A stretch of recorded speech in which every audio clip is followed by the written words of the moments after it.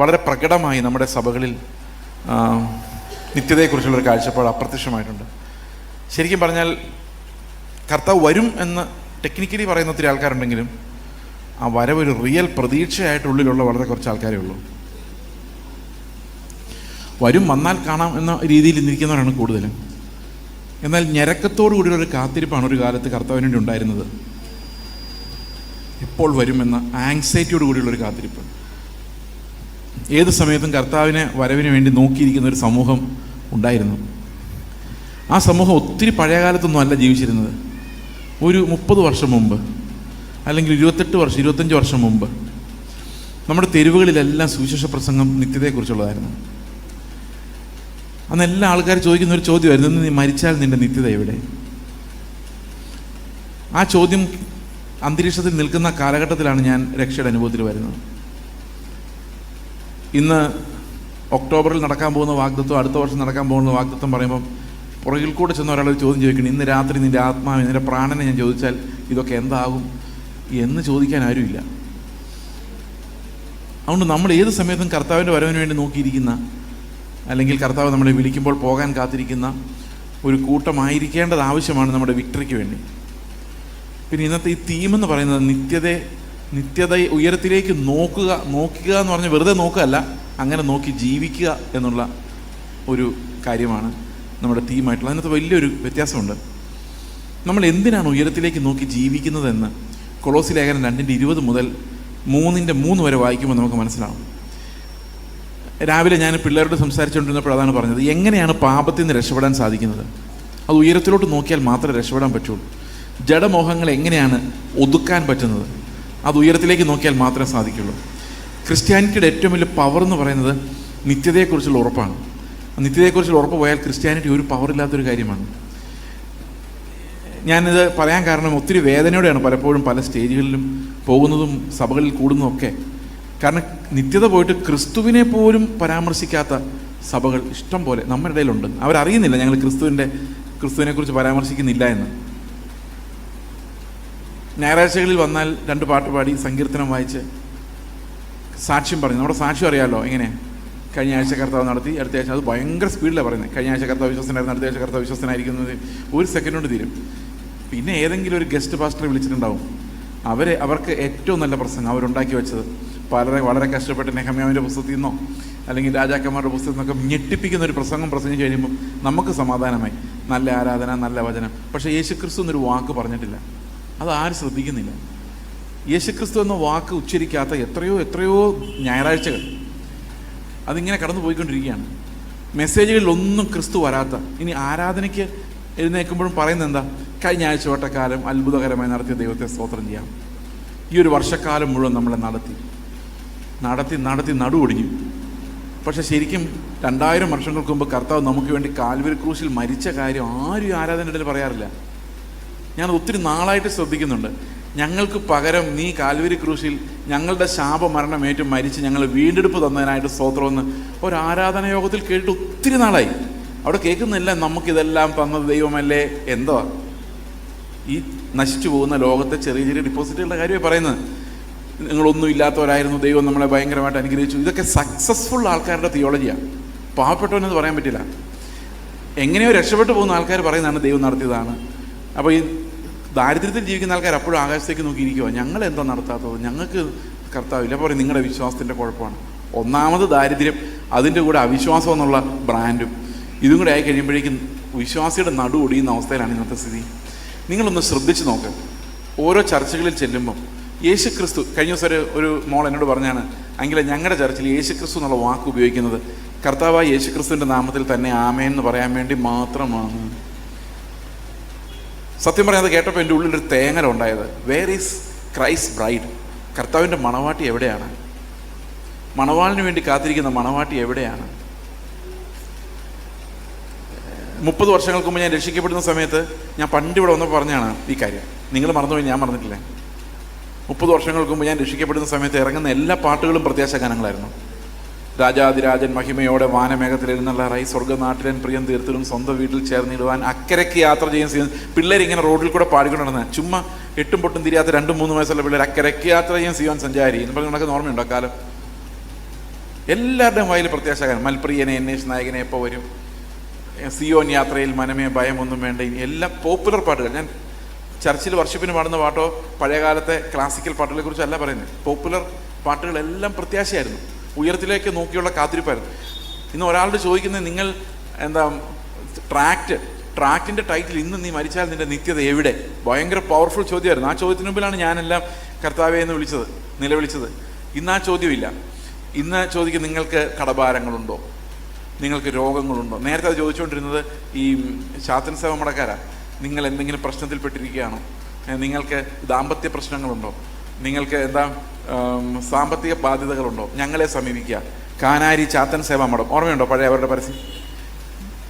അന്ന് സുവിശേഷകർ തെരുവുകളിൽ നേരെ കർത്താവ് ഇപ്പോൾ വരും എന്ന് പറഞ്ഞുകൊണ്ട് നടന്നപ്പം ഇവരിതാ പറഞ്ഞുകൊണ്ടിരുന്നത്. അപ്പോൾ ഒത്തിരി ആൾക്കാർ അവിടെ കൂടുമായിരുന്നു. പക്ഷേ നമ്മളിന്ന് ആഘോഷമായിട്ട് അവരെയൊക്കെ കടത്തി വിട്ടുന്ന രീതിയിൽ പോസ്റ്ററും ബാനറും നല്ല കോട്ടും സ്യൂട്ടും ഇട്ട പ്രചാരകരെല്ലാം കൂടെ ആയിട്ട് അവരുടെ മിനിസ്ട്രി മുഴുവൻ നമ്മൾ തട്ടിയെടുത്തു. ഇപ്പോൾ ആൾക്കാർ ചോദിക്കുന്നത്, നിങ്ങൾക്ക് കടഭാരമുണ്ടോ, നിങ്ങൾക്ക് പ്രശ്നങ്ങളുണ്ടോ? ഇത് മാറ്റിത്തരുന്ന പ്രാർത്ഥന അത്ഭുത മനുഷ്യൻ വന്നിരിക്കുന്നു. നിങ്ങൾക്ക് അത്ഭുത മനുഷ്യൻ്റെ അടുത്തേക്ക് വന്നാൽ നിങ്ങൾ പ്രാർത്ഥിച്ചാൽ നടക്കാത്ത കാര്യങ്ങൾ അയാൾ പ്രാർത്ഥിച്ചാൽ നടക്കും. ഈ ന്യൂ ജനറേഷൻ എങ്ങനെ ഉണ്ടാകും നിങ്ങൾ വിചാരിച്ചു? ഈ ന്യൂ ജനറേഷൻ ചർച്ചകൾ എങ്ങനെ ഉണ്ടാകുന്നത്? യേശുക്രിസ്തുവിൻ്റെ അടുത്ത് നിങ്ങൾ പ്രാർത്ഥിച്ചാൽ കർത്താവ് കേൾക്കൊന്നുമില്ല. അതേ സമയത്ത് ആ ന്യൂ ജനറേഷൻ പാസ്റ്റർ പ്രാർത്ഥിച്ചാൽ പിതാവിനെ കേൾക്കാതിരിക്കാൻ പറ്റില്ല. അപ്പം ശരിക്കുള്ള മധ്യസ്ഥൻ ആരാ? നിങ്ങൾ പോയി യേശുക്രിസ്തുവിൻ്റെ നാമത്തിൽ തരണേ എന്ന് പറഞ്ഞിട്ടൊന്നും പിതാവ് മൈൻഡ് ചെയ്യുന്നില്ല. പക്ഷെ ആ മനുഷ്യനടുത്ത് പോയി ഞങ്ങൾക്ക് വേണ്ടി പ്രാർത്ഥിക്കണം എന്ന് പറഞ്ഞ് പുള്ളി ഒന്ന് കൈ വീശുമ്പോഴേക്കും പിതാവ് കേൾക്കുന്നുണ്ട്. അപ്പം നിങ്ങളുടെ ശരിക്കും വർക്ക് ചെയ്യുന്ന മധ്യസ്ഥൻ ആരാ? സ്വസ്ഥമായിട്ടൊന്ന് ആലോചിച്ചാൽ മതി. കാത്തലിക് ചർച്ച് പോലെ ആയിക്കൊണ്ടിരിക്കുകയാണ് നമ്മൾ. അവിടെ മരിച്ചുപോയ വിശുദ്ധന്മാരുടെ മധ്യസ്ഥ. കാരണം കർത്താവിൻ്റെ അടുത്ത് ഡയറക്റ്റ് ചെയ്യാൻ പേടിയാണ്. അതുകൊണ്ട് മധ്യസ്ഥന്മാരുടെ അടുത്ത് നിന്നിട്ട് പറയും, അന്തോണിസ് പുണ്യാള എൻ്റെ പേന കാണാതെ പോയി, എൻ്റെ വാച്ച് കാണാതെ പോയി, എടുത്തു തരണേ. അന്തോണിസ് പുണ്യാളൻ കാണാതെ പോകുന്ന സാധനങ്ങൾ എടുത്തു തരുന്ന പുണ്യാളനാണ്. അത് നിങ്ങൾക്കറിയാം. അത് അങ്ങനെ ഓരോ പുണ്യാളന്മാർക്ക് ഓരോ ടാർഗറ്റ് ഉണ്ട്. അതായത് അസാധ്യ കാര്യങ്ങളുടെ മധ്യസ്ഥൻ, അല്ലെങ്കിൽ സാമ്പത്തിക കാര്യങ്ങളെ സഹായിക്കുന്ന പുണ്യാളൻ, പിന്നെ പാമ്പുകടിയിൽ നിന്ന് രക്ഷിക്കുന്ന പുണ്യം. ഇങ്ങനെ പലതരം പുണ്യാളന്മാരുണ്ട്. അന്നത്തെ പ്രശ്നങ്ങൾ അതൊക്കെയായിരുന്നു. ഇന്നും പാസ്റ്റർമാരെങ്ങനെ കാല് നീട്ടുന്ന പാസ്റ്റർ, ശാപം മുറിക്കുന്ന പാസ്റ്റർ, ഇങ്ങനെ ഓരോന്നിനും സ്പെഷ്യലിസ്റ്റുകൾ. ഇവര് ദൈവത്തിനും മനുഷ്യരുടെയും ഇടയിൽ മധ്യസ്ഥത പോലെ ശുശ്രൂഷിക്കുന്നത്. നമുക്ക് അവരില്ലെങ്കിൽ ഒരു ആശ്വാസമില്ല. അവർ പ്രാർത്ഥിക്കുമ്പോൾ ഇത് നടന്നു എന്നൊരു വിശ്വാസം നമുക്ക് അവരുടെ പ്രാർത്ഥനയിലും മധ്യസ്ഥതയിലാണ് നമ്മുടെ വിശ്വാസം. What is the difference? എന്താണ് കാത്തലിക്സ് നമ്മൾ തമ്മിലുള്ള വ്യത്യാസം? അവിടെ മരിച്ചുപോയ മധ്യസ്ഥന്മാരായതുകൊണ്ട് കാര്യമായ കാശ് കൊടുത്തില്ലെങ്കിലും ആ മുമ്പ് ഇരിക്കുന്ന സ്വോത്രാഴ്ചപ്പെട്ടിൽ 5 രൂപ ഇട്ടാൽ അവർ എണ്ണി നോക്കാനൊന്നും പോകുന്നില്ല. പക്ഷെ നമ്മുടെ ഇപ്പോഴത്തെ മധ്യസ്ഥന്മാർ അങ്ങനെയല്ല. അവർ എത്രയെന്ന് എണ്ണി നോക്കും കൃത്യമായിട്ട്. അവർ ജീവിച്ചിരിക്കുന്നവരും തുടർച്ചയായിട്ട് നമ്മുടെ മധ്യത്തിൽ വന്ന് നിൽക്കുന്നവരുമാണ്. അപ്പം കർത്താവ് എന്ന ജീവൻ്റെ നദിയെ വിട്ടിട്ട് ഈ പൊട്ടക്കിണറുകളുടെ പുറകെ പോയി എത്ര പേരാണ് മർത്തോമായതും CSI ന്നും ഈവൻ ട്രഡീഷണൽ ചർച്ചുകളിൽ നിന്നും ഈ ന്യൂ ജനറേഷൻ കൾട്ട് നേതാക്കന്മാരുടെ പിന്നാലെ പോകുന്നത്? So many. കാരണം ഉപദേശം അറിയില്ലാത്തത് കൊണ്ട് വലിയൊരു കൂട്ടം ജനം ക്രിസ്തു അല്ലാത്ത മധ്യസ്ഥന്മാരെ അന്വേഷിച്ച് പോയിക്കൊണ്ടിരിക്കുകയാണ്. അവരുടെ മായയിൽ വീണുകൊണ്ടിരിക്കുകയാണ്. അതുകൊണ്ട് എന്ത് സംഭവിച്ചു? എവ്രിതിങ് ഈസ് അബൌട്ട് വിഷയങ്ങൾ. എൻ്റെ ദൈവമേ, വിഷയങ്ങളെന്ന് പറഞ്ഞാൽ എല്ലാവർക്കും വിഷയങ്ങളാണ്. വിഷയങ്ങളുടെ നടുവിൽ ഇറങ്ങി വരുന്നത് ഇവരൊറ്റ പ്രസംഗമുള്ളൂ. അതും ആദമിൻ്റെ കഥ വായിച്ചാലും എബ്രഹാമിൻ്റെ കഥ വായിച്ചാലും യാക്കോബിൻ്റെ കഥ വായിച്ചാലും ആൾക്കാർ അവസാനം ഒന്ന് എക്സൈറ്റഡ് ആണെങ്കിൽ വിഷയങ്ങളുടെ നടുവിലേക്ക് കർത്താവിനെ ഇറക്കിക്കൊണ്ടുവരണം.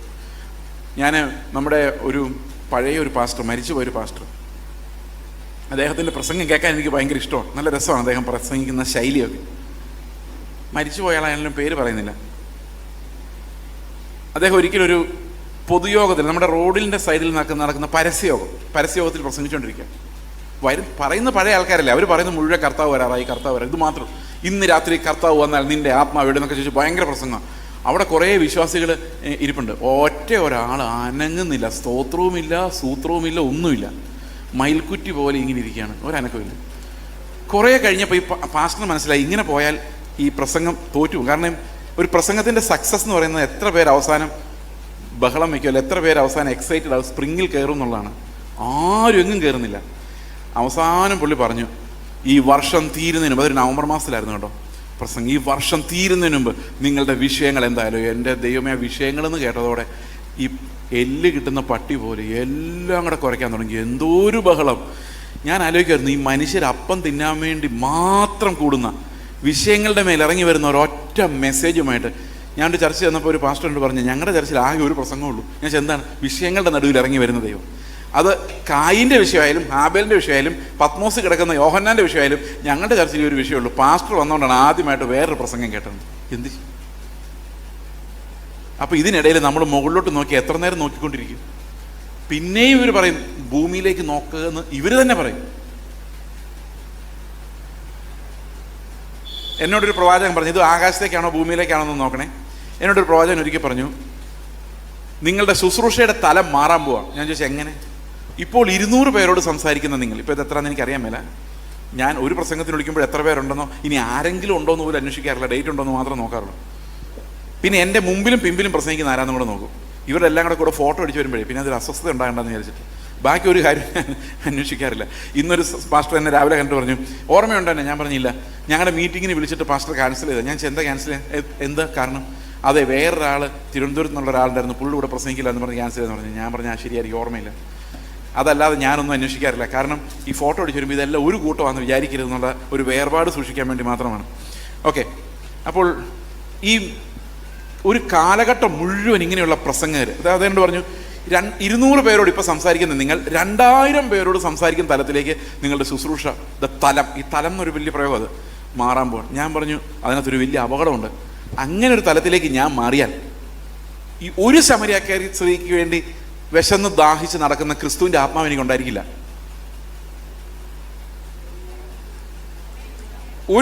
ഒരു ഷണ്ണന് വേണ്ടി, അത് ആണും പെണ്ണും അല്ലാത്ത ഒരാൾ, നമ്മളൊക്കെ അവരെ കാണുമ്പോഴേ 10 മൈൽ ദൂരം നടക്കുക, ആ ഒരാൾക്ക് വേണ്ടി ഒരു ഫുൾ ടൈം ഈവാഞ്ചലിസ്റ്റിനെ മരുഭൂമിയിൽ വിട്ട് അവനെ പറത്തിക്കൊണ്ടുപോയ ദൈവത്തിൻ്റെ കരുതൽ, ആ ഒരു ആത്മാവ് എനിക്ക് നഷ്ടപ്പെടും. കാരണം താഴേക്ക് നോക്കുമ്പം നമ്മൾ മനുഷ്യരെ നോക്കുന്നു, മുകളിലോട്ട് നോക്കുമ്പോഴാണ് ഈ വേലയ്ക്ക് വിളിച്ച കർത്താവിനെ നോക്കാൻ പറ്റുള്ളൂ. അപ്പം നമ്മുടെ ഇടയിൽ വളർന്നു വരുന്നൊരു കൾച്ചർ ഓഫ് സക്സസ്. മിനിസ്ട്രി ആയാൽ 4 പേര് കേൾക്കണം, 10 പേര് അറിയണം. എന്താണ് നിർബന്ധം? നമ്മൾക്ക് കണക്ക് കൊടുക്കാൻ ഉയരത്തിലെ കർത്താവല്ലാതെ വേറെ ആരുമില്ല. അപ്പോൾ ഈ ഉയരത്തിലേക്ക് നോക്കുക എന്ന് പറഞ്ഞാൽ എൻ്റെ അർത്ഥം എന്താണ്? ഇന്നത് എങ്ങനെയാണ് നഷ്ടപ്പെട്ടു പോയെന്ന് വെച്ച് കഴിഞ്ഞാൽ, പ്രധാനമായിട്ടും നമ്മൾ ഉപജീവന ചിന്തകൾ കൊണ്ടാണ് ഈ പ്രത്യാശ നഷ്ടപ്പെടുന്നത്. കർത്താവ് പറഞ്ഞിട്ടുണ്ട്, വലിയ വ്യഭിചാരം ചെയ്തും അതൊക്കെ ചെയ്യുന്നവരെ കാണുമായിരിക്കും. പക്ഷെ അതുകൊണ്ടൊന്നും അല്ല ഈ ഒരു സഭയുടെ വിശ്വാസം പോകുന്നത്. വിശ്വാസം പോകുന്നത് ഉപജീവന ചിന്തകൾ, അതിഭക്ഷണം, ഉപജീവന ചിന്തകൾ, കുഞ്ഞു കുഞ്ഞു കുറുക്കന്മാരാണ്.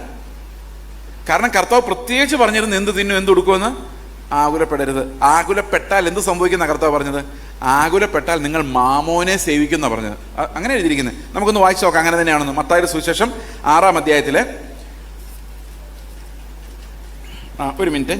മത്തായിയുടെ സുവിശേഷം 6-ാം അധ്യായത്തിൽ 24-ാം വാക്യം, 2 യജമാനന്മാരെ സേവിക്കുവാൻ ആർക്കും കഴിയുകയില്ല. അങ്ങനെ ചെയ്താൽ ഒരുത്തനെ പകച്ച് മറ്റവനെ സ്നേഹിക്കും, അല്ലെങ്കിൽ ഒരുത്തനോട് പറ്റിച്ചേർന്ന് മറ്റവനെ നിരസിക്കും. നിങ്ങൾക്ക് ദൈവത്തെയും മാമോനെയും സേവിപ്പാൻ കഴിയുകയില്ല. അതുകൊണ്ട് ഞാൻ നിങ്ങളോട് പറയുന്നത്, ഏതുകൊണ്ട്?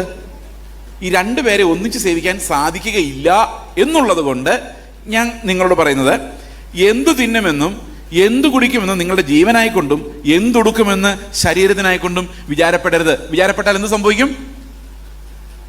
മാമോനെ വിളിക്കും. മാമോനെ ദൈവത്തെ ഒരുപോലെ സേവിക്കാൻ സാധിക്കില്ല. അത് സാധിക്കില്ലാത്തതുകൊണ്ട് ഞാൻ നിങ്ങളുടെ മുന്നറിയിപ്പ് പറയുകയാണ്. ഓരോരുത്തരും മാമോനെ വിളിക്കാൻ നിർബന്ധിക്കുന്നത് അവരവരുടെ ഉപജീവന ചിന്തകളാണ്. അപ്പോൾ ഉപജീവന ചിന്തകൾ എന്ന് പറഞ്ഞാൽ എങ്ങനെ ജീവിക്കുക, എൻ്റെ പിള്ളേരുടെ ഗതി എന്താകും, അവർ നാളെ എങ്ങനെ സെറ്റിലാവും, ഞാൻ പെട്ടെന്ന് മരിച്ചു പോയാൽ എന്ത് സംഭവിക്കും. ഒരു ശുശ്രൂഷകൻ്റെ ആങ്സൈറ്റിയാണ്. ഒരു 40-45 വയസ്സാകുമ്പോൾ പിള്ളേരുടെ കല്യാണം നടന്നിട്ടില്ല, എഡ്യൂക്കേഷൻ എങ്ങോട്ട് പോകും, അവരെങ്ങനെ സെറ്റിലാവും, ഒന്നും സമ്പാദിച്ചിട്ടില്ല. അപ്പോൾ ആ ഉയരത്തിലേക്ക് കർത്താവിനെ നോക്കാനുള്ള വിഷൻ അങ്ങ് പോയി കഴിഞ്ഞാൽ പിന്നെ ഉപ്പ് കാരമില്ലാതെ പോയതുപോലെയാണ്. പിന്നെ ആകെ പ്രസംഗം എന്തായിരിക്കും അറിയോ? വിഷയങ്ങളുടെ നടുവിൽ ഇറങ്ങി വരുന്ന ദൈവം. പിന്നെ നമ്മളെല്ലാം അന്വേഷിക്കുന്ന ഒരു നല്ല സഭ കിട്ടുവാണെങ്കിൽ കുറച്ച് പൈസ ഉണ്ടാക്കി പിള്ളേരുടെ കാര്യം ഒന്ന് സെറ്റിൽ ചെയ്യിപ്പിക്കായിരുന്നു. We are looking down so many times. ഇത് സ്ഥിരമായി സംഭവിക്കുന്ന ഒരു കാര്യമാണ്. അപ്പോൾ ഉയരത്തിലേക്ക് നോക്കുക എന്ന് പറയുന്നത് നമുക്ക് വേറെ എങ്ങോട്ടും നോക്കാനില്ലാത്തൊരു സാഹചര്യത്തിൽ എളുപ്പമാണ്. പക്ഷെ നമുക്കിന്ന് നോക്കാൻ ഒത്തിരി സാഹചര്യങ്ങളുണ്ട്. നിങ്ങൾ ഏറ്റെടുത്ത് പ്രാർത്ഥിച്ചിരിക്കുന്ന വിടുതലിൻ്റെ വിഷയങ്ങളൊക്കെ ആലോചിച്ച് നോക്കിയേ. അതിൻ്റെ അടിയിൽ ഇങ്ങനൊരു ചോദ്യം ചോദിച്ചു, ഇന്ന് എൻ്റെ പ്രാണനെ കർത്താവ് ചോദിച്ചാൽ ഈ വാഗ്ദത്തങ്ങളുടെ ഗതിയല്ല എന്താവും? പേടിച്ചു അല്ലേ? ഞാനൊരു ചർച്ച ചെന്നപ്പം അവർ ബാൽക്കണി പണിയാൻ വേണ്ടി പ്രാർത്ഥിച്ചുകൊണ്ടിരിക്കും. അപ്പം ഞാൻ പറഞ്ഞു, അത്ര വലിയ ആൾക്കൂട്ടൊന്നും ഇല്ല, കുറച്ച് ആൾക്കാരെ ഉള്ളല്ലോ എന്ന് പറഞ്ഞാൽ പറയാം വാഗ്ദത്തമുണ്ട്. ഞാൻ പറഞ്ഞു, ഏത് വാഗ്ദത്തം? കഴിഞ്ഞ ആഴ്ച പ്രവാചകൻ വന്ന് വാഗ്ദത്തം ചെയ്തു. പ്രവാചകൻ എന്താ കുഴപ്പം? പറഞ്ഞിട്ട് പോയി. ഇനി ഇവർ ഈ ബാൽക്കണി പണിയാൻ കാശ് എവിടെ നിന്ന് വരും? ഇനി അവർ ആ ചർച്ചോടെ കടക്കാരാകും പോവാം. അപ്പോൾ ദൈവം പള്ളി പണിയാൻ പറഞ്ഞു, പക്ഷെ കാശ് കൊടുക്കില്ല അത്ര. അത് നമ്മൾ തെണ്ടി മേടിച്ചോണം. അതെന്താ കർത്താവ് അങ്ങനെ ചെയ്യുന്നു? ഇപ്പൊ കർത്താവ് പണിയാൻ പറയുകയാണെങ്കിൽ കർത്താവ് എന്തും കൊടുക്കും അല്ലേ? കർത്താവ് അങ്ങനെയല്ലേ? കർത്താവ് എന്തെങ്കിലും ചെയ്യാൻ പറഞ്ഞാൽ അതിൻ്റെ റിസോഴ്സ് കൊടുക്കാതിരിക്കുമോ? അപ്പോൾ എന്തുകൊണ്ടാണ് ഇന്ന് ഇത്രയും ഇത് മലിനമാകുന്നതെന്ന് ചോദിച്ചു കഴിഞ്ഞാൽ അതിൻ്റെ കാരണം ഏദൻ തോട്ടത്തിൽ കിടന്ന സർപ്പം നമ്മുടെ ഇടയിലും ചുറ്റി തിരിയുന്നുണ്ടെന്നുള്ളതാണ് അതിൻ്റെ യഥാർത്ഥ കാരണം. നമ്മൾ വിചാരിച്ചിരിക്കുന്ന സാത്താനാണ് നമ്മുടെ ഏറ്റവും വലിയ എതിരാളി. സാത്താനെ ബത്സിച്ച് കഴിഞ്ഞാൽ എല്ലാം ശരിയാവുന്ന. ഈ എത്ര നാളായിട്ട് നമ്മുടെ പാസ്റ്റർമാർ ഡൽഹിയിൽ തൊട്ട് ഇങ്ങ് വരെയുള്ള എല്ലാ അന്ധകാര ശക്തിയെയും ദേശാധിപ ശക്തിയെ ശാസിച്ചിട്ടും ഒരു പ്രയോജനവും ഇല്ല. ശരിക്കും പറഞ്ഞാൽ എവിടെയാണ് ഈ പോരാട്ടം നടക്കുന്നത്? അവർക്കൊരു കാലമുണ്ട്, ആ കാലഘട്ടം വരെ അവർ കളിച്ചുകൊണ്ടിരിക്കും ഈ ദുരാത്മാക്കളും ഈ ലോകത്തിൻ്റെ അധിപതിയൊക്കെ. പക്ഷെ നമ്മുടെ യഥാർത്ഥ ശത്രു, ദൈവത്തിൻ്റെ യഥാർത്ഥ ശത്രു സാത്താനല്ല. ദൈവത്തിൻ്റെ യഥാർത്ഥ ശത്രു മനുഷ്യനാണ്. നിങ്ങൾ ചിലപ്പോൾ ഞാൻ പറയുന്നത് വിശ്വസിച്ചില്ലെങ്കിൽ ഞാൻ ബൈബിളിൽ നിന്ന് തെളിയിച്ചു തരാം. സാത്താൻ ഒരു സ്പിരിച്വൽ ബീയിങ് ആണ്. സാത്താനോട് ദൈവം പറയാണ് പോടാ എന്ന് പറഞ്ഞവന് പോയേ പറ്റൂ. ഇവിടെ വന്ന് 10 മിനിറ്റ് തലയും കുത്തി നിൽക്കടാന്ന് പറഞ്ഞാൽ അവൻ നിന്നേ പറ്റൂ. കാരണം അവൻ അനുസരിക്കാതിരിക്കാൻ പറ്റില്ല. Every spiritual being will obey the lord. ഇയ്യോബിൻ്റെ അടുത്ത് പോയി പരിശോധിക്കട്ടെ, പെർമിഷൻ വേണം. പത്രോസിനെ ഞാനൊന്ന് പാറ്റട്ടെ, പെർമിഷൻ വേണം. പെർമിഷൻ ഇല്ലാതെ അവനൊന്നും ചെയ്യാൻ പറ്റില്ല. തലമുടി നാര് താഴെ വീഴിക്കണമെങ്കിൽ ദൈവത്തിൻ്റെ പെർമിഷൻ വേണം. അത്രേ സാത്താന് ശക്തിയുള്ളൂ. നമ്മൾ ഈ പെന്തക്കോസ്തുകാർ കൊടുക്കുന്ന ശക്തിയെ സാത്താനുള്ളൂ, അല്ലാതെ അതിന് സ്വന്തമായിട്ടൊന്നുമില്ല. നമ്മളിവിടെ നിന്ന് പ്രവാചകന്മാരിടയ്ക്ക് നിന്ന് ഭയങ്കര ശക്തിയാണ്, അവിടുത്തെ പോരാട്ടം അങ്ങനെയാണ് ഇങ്ങനെയാണെന്ന് പറഞ്ഞു കഴിയുമ്പം ഇവൻ അപ്പുറത്തിരുന്നേക്ക് ഉണ്ട് കുറച്ച്. കാരണം ഈ ബലവും ബഹുമാനവും ശക്തിയും സ്വീകരിപ്പാൻ കുഞ്ഞാട് അയോഗ്യൻ, അല്ലാതെ ഇതൊന്നും അല്ല. നമ്മൾ ഈ കുഞ്ഞാടിന് കൊടുക്കേണ്ട ബലവും ബഹുമാനവും ശക്തിയും എല്ലാം ഇടയ്ക്കിരിക്കുന്ന കുട്ടിച്ചാത്തന്മാർക്ക് കൊടുത്തിട്ട് അവർ പറയും പിന്നെ അത് നിങ്ങളെ വിടുവോ? അത് കേൾക്കാൻ അതിന് ഭയങ്കര ഇഷ്ടമാണ്. അപ്പൊ സാത്താനാണ് ദൈവത്തിന്റെ ഏറ്റവും വലിയ ശത്രു എന്ന് വിചാരിക്കരുത്. സാത്താനെ ഉമിണ്ണ് കളയുക എന്ന് പറഞ്ഞ ഒരു സെക്കൻഡ് കൊണ്ട് ദൈവത്തിന് നടക്കുന്ന കാര്യമാണ്. സാത്താനെ എന്തു വേണമെങ്കിലും ദൈവത്തിന് ചെയ്യാനുള്ള അധികാരമുണ്ട്, ഏത് സമയത്തും അത് ചെയ്യാനും പറ്റും. പക്ഷേ സാത്താൻ അതിനിടയിൽ ഒരു കുരുക്കൊപ്പിച്ച് വെച്ചിരിക്കുന്നത് ഈ മനുഷ്യനിലൂടെയാണ്. അതാണ് കുരുക്ക്. ഏദൻ തോട്ടത്തിൽ വെച്ച് സാത്താൻ പറയുന്നത് ആദമിനോട് ഹവ്വയോട് എന്താ പറയുന്നത്? നീ ദൈവത്തെ വിട്ടേക്ക്, എൻ്റെ കൂടെ വാ. ഇന്ന് പലപ്പോഴും സഭ പിള്ളേരും അങ്ങനെയല്ല പറയുന്നത്, ആ പാസ്റ്റർ ശരിയല്ല, എൻ്റെ കൂടെ വാ. അങ്ങനെ സാത്താൻ വിളിച്ചുകൊണ്ട് പോയില്ല. ആരെ പോയോ? ഞാനാണ് അടുത്ത ദൈവം എന്ന് പറഞ്ഞോ? ഇല്ല. സാത്താൻ നല്ലൊരു ഓഫർ കൊടുത്തു, നിന്നെ ദൈവത്തെ പോലെ ആക്കാന്നാ പറഞ്ഞു. അപ്പൊ ആരെ ദൈവത്തെ പോലെ ആക്കാന്ന? മനുഷ്യനെ ദൈവത്തെ പോലെ ആക്കാനാണ് സാത്താൻ നടക്കുന്നത്. അപ്പൊ എങ്ങനെയാ ദൈവത്തെ പോലെ ആക്കുന്നതെന്ന് അറിയാം? ആദ്യം നന്മ തിന്മകളെ തിരിച്ചറിയുന്ന ഒരു ടെക്നിക്ക് പറഞ്ഞു കൊടുത്തു. അതായത് പഴം തിന്നു കഴിഞ്ഞാൽ പിന്നെ നന്മ തിന്മകൾ അറിയാം. അപ്പൊ സ്വന്തമായിട്ട് തന്നെത്താൻ എല്ലാം ചെയ്യാം.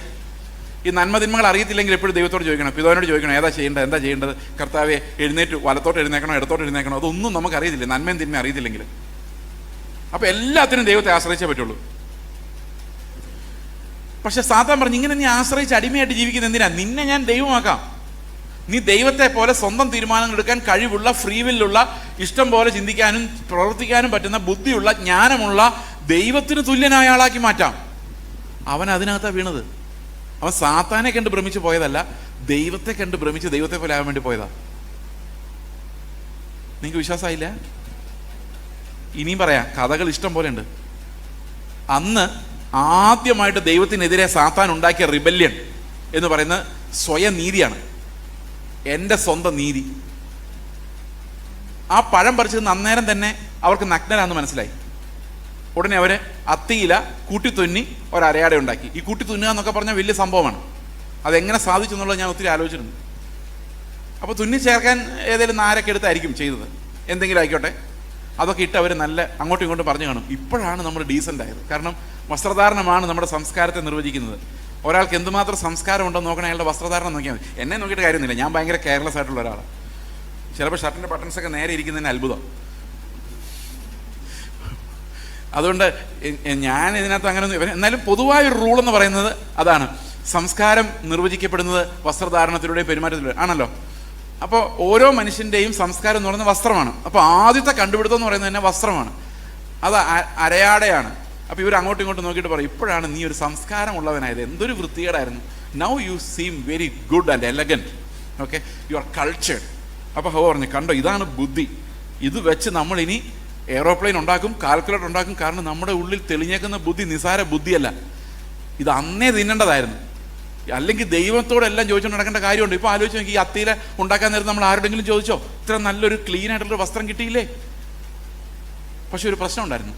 കർത്താവ് ഇത്തിരി നേരം കഴിഞ്ഞപ്പോൾ തോട്ടത്തിലൂടെ വന്നിട്ട് ഒറ്റ വിളി, ആദമേ നീ എവിടെ? ഒറ്റ ഓട്ടമായിരുന്നു. മരത്തിൻ്റെ പറയുന്നിട്ട് പറയാം, നിന്റെ ശബ്ദം കേട്ടപ്പോൾ ഞാൻ നഗ്നനായിരുന്നു. അപ്പോൾ ഇത്ര നേരം ഉടുത്തോണ്ടിരുന്ന ഉടുപ്പ് എന്തി? അരയാട എവിടെ? ആ അരയാട ഇട്ടോണ്ട് ഇയാൾ ഓടി പുറകെ ഹൗവ ഓടി മരത്തിൻ്റെ പുറകിൽ മറിഞ്ഞിരുന്നിട്ട് പറയാണ്, നിന്റെ ശബ്ദം കേട്ടപ്പോൾ ഞങ്ങൾക്ക് തുണിയില്ലാതിരിക്കുന്ന അവസ്ഥയായതുകൊണ്ട് ഞങ്ങൾ ഒരു മരത്തിൻ്റെ പോയി. അപ്പോൾ ഈ ഉണ്ടാക്കിയ കഷ്ടപ്പെട്ട് ഹൗവ ഉണ്ടാക്കിയ ഹൗവയുടെ നന്ദികേടല്ലേ ആദം കാണിച്ചത്? ആ ഹൗവ ഉണ്ടാക്കിയെങ്കിൽ ഈ കുരുട്ടുബുദ്ധി ചിലപ്പോൾ ഹൗവയ്ക്കായിരിക്കും. കാരണം ആദ്യം പഴം തിന്ന ഹൗവയാണല്ലോ. അപ്പോൾ പഴം ഡൈജസ്റ്റായി ആദ്യം വന്നത് ഹൗവയ്ക്കായിരിക്കും. ഞാൻ ഊഹിച്ച് പറഞ്ഞത്, അങ്ങനെ അത് ഊഹിക്കാൻ പാടില്ല എന്നാലും. പക്ഷെ കർത്താവ് വന്നു കഴിഞ്ഞപ്പോഴേക്കും ഈ നമ്മൾ ഏച്ചു കെട്ടി ഉണ്ടാക്കുന്ന വസ്ത്രം കർത്താവിന് മുമ്പിൽ ഫലമാകുന്നില്ല. നമ്മൾ അങ്ങോട്ടും ഇങ്ങോട്ടും ഫലമാകുന്നുണ്ട്. അയ്യോ പാസ്റ്ററെ എത്ര നാളെ കണ്ടിട്ട് എന്ത് നല്ല വസ്ത്രം. നമ്മൾ അങ്ങോട്ടും ഇങ്ങോട്ടും പറയും എന്ത് സ്നേഹമാണ് ആ ബ്രദറിന്. പക്ഷെ കർത്താവ് അകത്തോട്ട് നോക്കുമ്പം വേറെ എന്തൊക്കെയോ കാണുന്നു.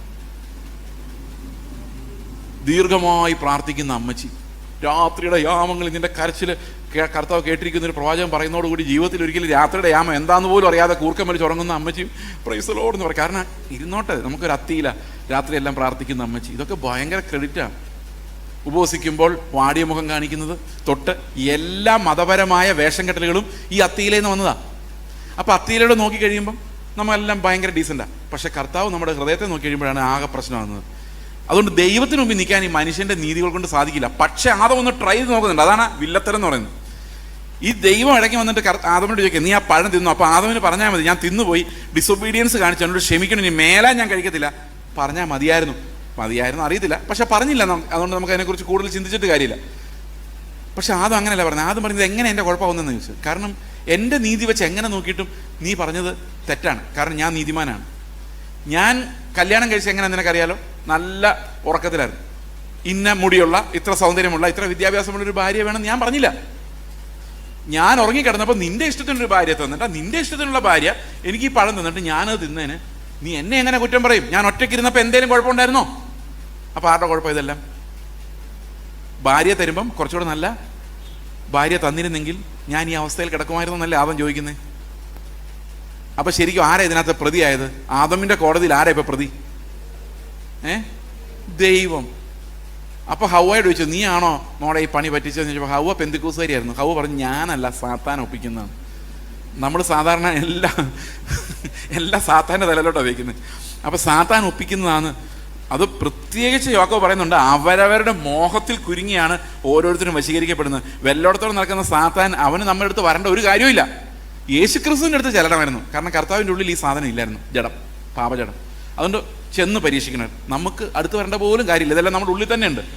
അതുകൊണ്ട് ഈ മോഹങ്ങളാൽ പരീക്ഷിക്കപ്പെടാൻ സാത്താൻ ഒരു എഫേർട്ട് എടുക്കാതെ തന്നെ നമ്മൾ ഓൾറെഡി വീണ് കിടക്കുകയാണ്. കുറ്റം മുഴുവൻ അവന്. ഓക്കെ, അപ്പോൾ ഇത് ആ മനുഷ്യൻ്റെ കോടതി വിസ്തരിച്ചപ്പോൾ ഒരു കാര്യം കൃത്യമായിട്ട് നമ്മൾ ഓർത്തിരിക്കണം. മനുഷ്യൻ്റെ നീതി വ്യവസ്ഥ അനുസരിച്ച് അവനൊഴിച്ച് ബാക്കി എല്ലാവരും കുറ്റക്കാരാണ്. അങ്ങനെ അവൻ്റെ കോടതി എപ്പോഴും വർക്ക് ചെയ്യുന്നത്. സെൽഫ് ജസ്റ്റിഫിക്കേഷൻ എന്ന് പറയും. ഇപ്പം എനിക്കിത്തിരി റണ്ണിങ് ടെമ്പറേച്ചർ ഉണ്ട്. കാരണം ഇന്നലെ 2-3 ദിവസമായിട്ട് ഇത്തിരി അലച്ചിൽ കൂടുതലായിരുന്നു. Very much tired. അപ്പോൾ ഒരു എക്സ്ക്യൂസ് ഞാൻ പറഞ്ഞു കഴിഞ്ഞു. എല്ലാത്തിനും എന്നെ നീതീകരിക്കാനല്ലേ എന്നെ ഒന്ന് വെളിയിലിറക്കാനുമുള്ളൊരു എക്സ്ക്യൂസ് ഞാൻ റെഡിയാക്കി വെച്ചിട്ടുണ്ട്. എന്നോട് എൻ്റെ ഒരു സഹോദരൻ പറഞ്ഞാണ്, എങ്ങനെ വീണാലും 4 കാലം വീഴാനുള്ള നിൻ്റെ ആ കഴിവ് ഭയങ്കര. കാരണം വി ജസ്റ്റിഫൈ അവർ സെൽസ്. മനസ്സിലാകുന്നുണ്ടോ? അപ്പോൾ ഇത് എൻ്റെ കോടതിയുടെ പ്രത്യേകതയാണ്. നിങ്ങൾ നിങ്ങളുടെ ഭർത്താവും അല്ലെങ്കിൽ നിങ്ങൾ നിങ്ങളുടെ ഭാര്യയും തമ്മിൽ വഴക്കുണ്ടാക്കിയാൽ ആരുടെ കുഴപ്പമായിരിക്കും അത് എപ്പോഴും?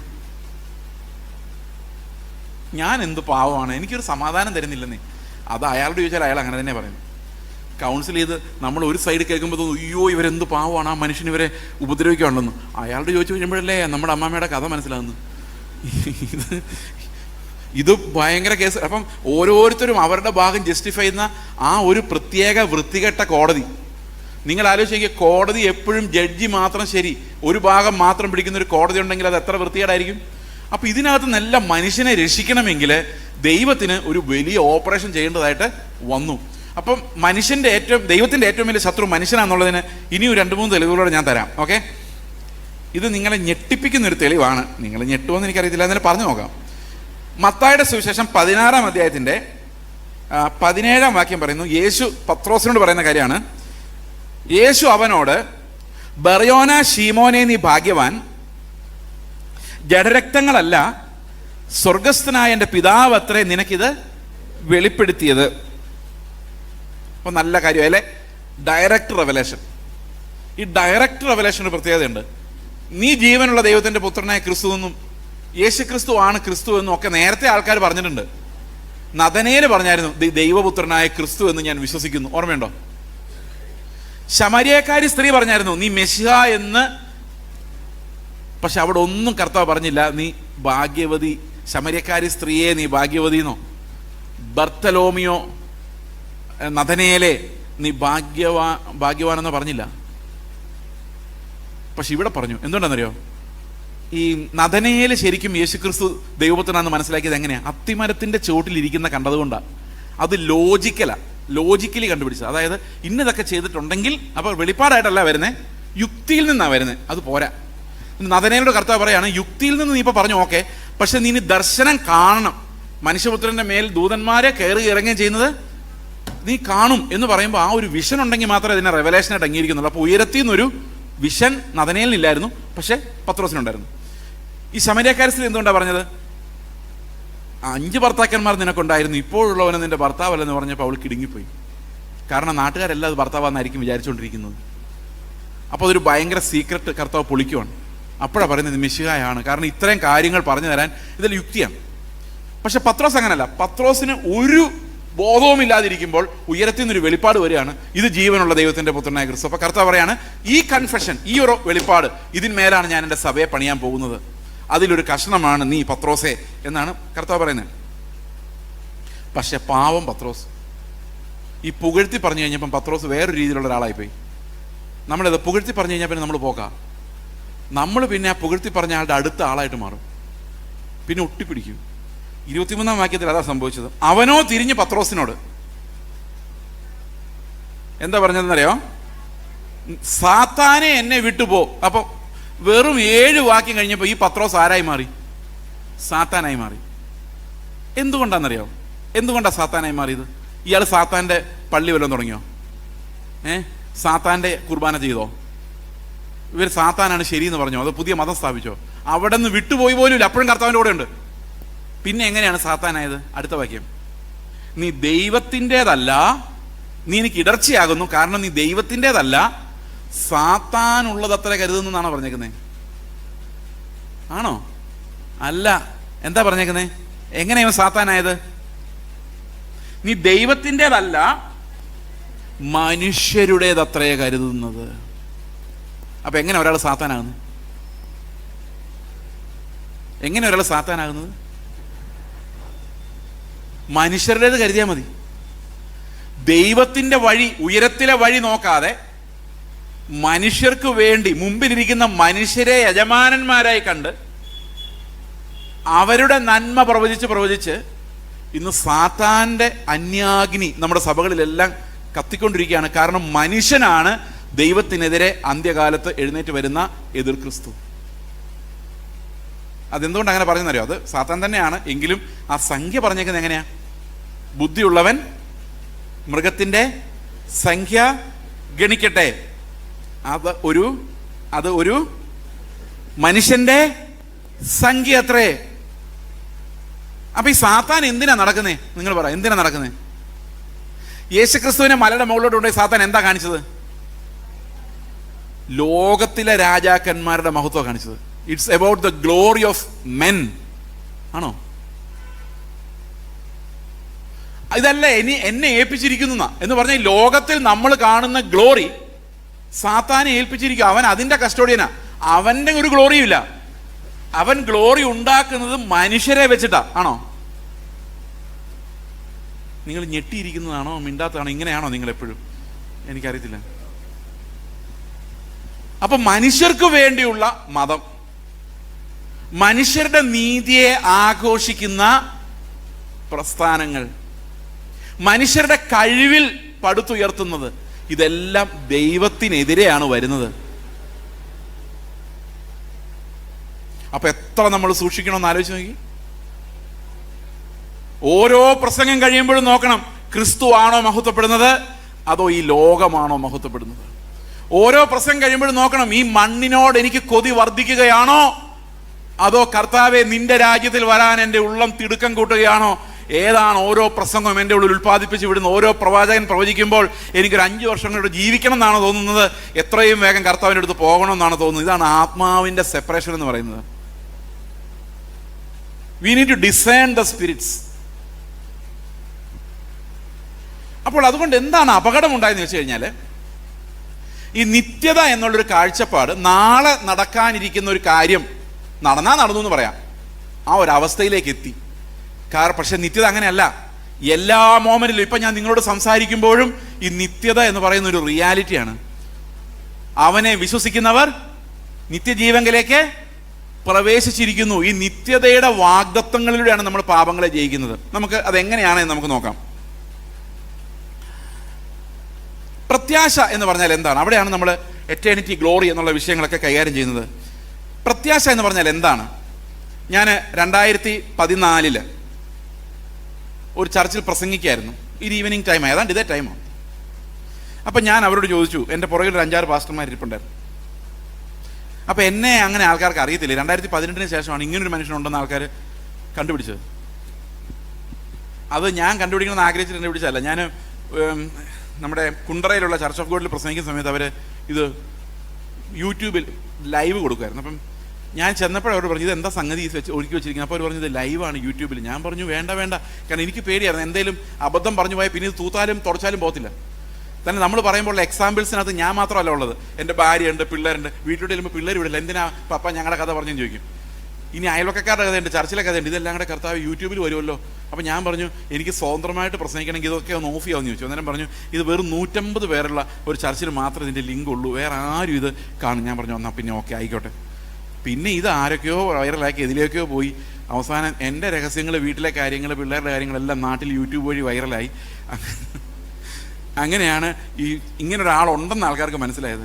ഇപ്പോൾ 2014 ഇപ്പോൾ ഞാൻ എന്താ പ്രസംഗിക്കുന്ന ആർക്കും അറിയത്തില്ല. ഇപ്പം നിങ്ങൾക്ക് ഏകദേശം അറിയാം ഞാൻ ഇതൊക്കെ പറയുള്ളൂ, പക്ഷെ അന്ന് അറിയില്ല. അപ്പം ഞാൻ അന്ന് ചെന്ന ഒരാൾ ഈ ചർച്ചിൽ ചോദിച്ചു, നിങ്ങളുടെ അവസ്ഥയ്ക്ക് മാറ്റം വരും, നിങ്ങളെ ദേശത്ത് മാനിക്കും, നിങ്ങളെ തലമുറകളെ അനുഗ്രഹിക്കും, നിങ്ങളുടെ ബിസിനസ്സിനെ അഭിവൃദ്ധിപ്പെടുത്തും, നിങ്ങളുടെ രോഗങ്ങളെ സൗഖ്യമാക്കും, നിങ്ങളെ ആലയത്തിൻ്റെ തൂണാക്കും, നിങ്ങളൊരു അനുഗ്രഹ വിഷയമാക്കി മാറ്റും. 100% ഉറപ്പുള്ളവരെ കൈവക്കാൻ പറഞ്ഞു. എൻ്റെ പ്രിയ സഹോദരങ്ങളെ ചർച്ച് മുഴുവൻ കൈവക്കി. ഞാൻ പതുക്കെ സൂത്രത്തിൽ ബാക്കിലോട്ട് നോക്കിയപ്പോൾ എല്ലാവരും കൈവക്കി. നമുക്കിങ്ങനെ നോക്കുമ്പോൾ കാണാം എല്ലാവരും കൈവക്കിയിട്ടുണ്ട്. അടുത്ത ചോദ്യം, ഇപ്പോൾ സമയം 8:02 8:03 കർത്താവ് വന്നാൽ നിങ്ങൾ സ്വർഗത്തിൽ പോകുന്ന 100% ഉറപ്പുള്ളവർ കൈവക്കാൻ പറഞ്ഞു. ഓരോറ്റ മനുഷ്യൻ കൈവക്കിയില്ല. ഞാൻ പതുക്കെ പുറകോട്ട് നോക്കിയപ്പോൾ അവിടെ ഒരാൾ പോലും ഇല്ല.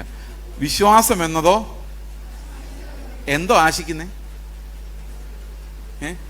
എന്താശയ്ക്ക ഉറപ്പുള്ളത്? അപ്പൊ ശരിക്കും ആശിക്കുന്നതിൻ്റെ ഉറപ്പെന്നുള്ളത് നമ്മൾ മാറ്റിയിട്ട് മോഹിക്കുന്നതിൻ്റെ ഉറപ്പെന്നാക്കി മാറ്റി. നിങ്ങൾ മോഹിച്ചോ പിള്ളേരെന്നാ പറയുന്നത്. ഇനി അത് മാത്രമാണോ? ഈ വിശ്വാസം എന്ന് പറയുന്നത് തന്നെ അത്യാഗ്രഹമായിട്ട് മാറി. ഞാൻ നിങ്ങളൊരു ചോദ്യം ചോദിക്കട്ടെ, 2 നിലയുള്ളൊരു വീട് പണിയാനാണോ 2 മുറിയുള്ളൊരു വീട് പണിയാനാണോ നിങ്ങൾക്ക് കൂടുതൽ വിശ്വാസം ആവശ്യമുള്ളത്? 2 നിലയുള്ള വീടാണെങ്കിൽ കുറെ പ്രാർത്ഥിക്കേണ്ടി വരില്ലേ കൂടുതൽ? ഏതാ അത്യാഗ്രഹം? അപ്പൊ കൂടുതൽ വിശ്വാസി എന്ന് പറഞ്ഞാൽ എന്താ അർത്ഥം? ഇപ്പൊ വിശ്വാസം കൂടുന്നതനുസരിച്ച് എന്ത് വർദ്ധിക്കണം? പറ.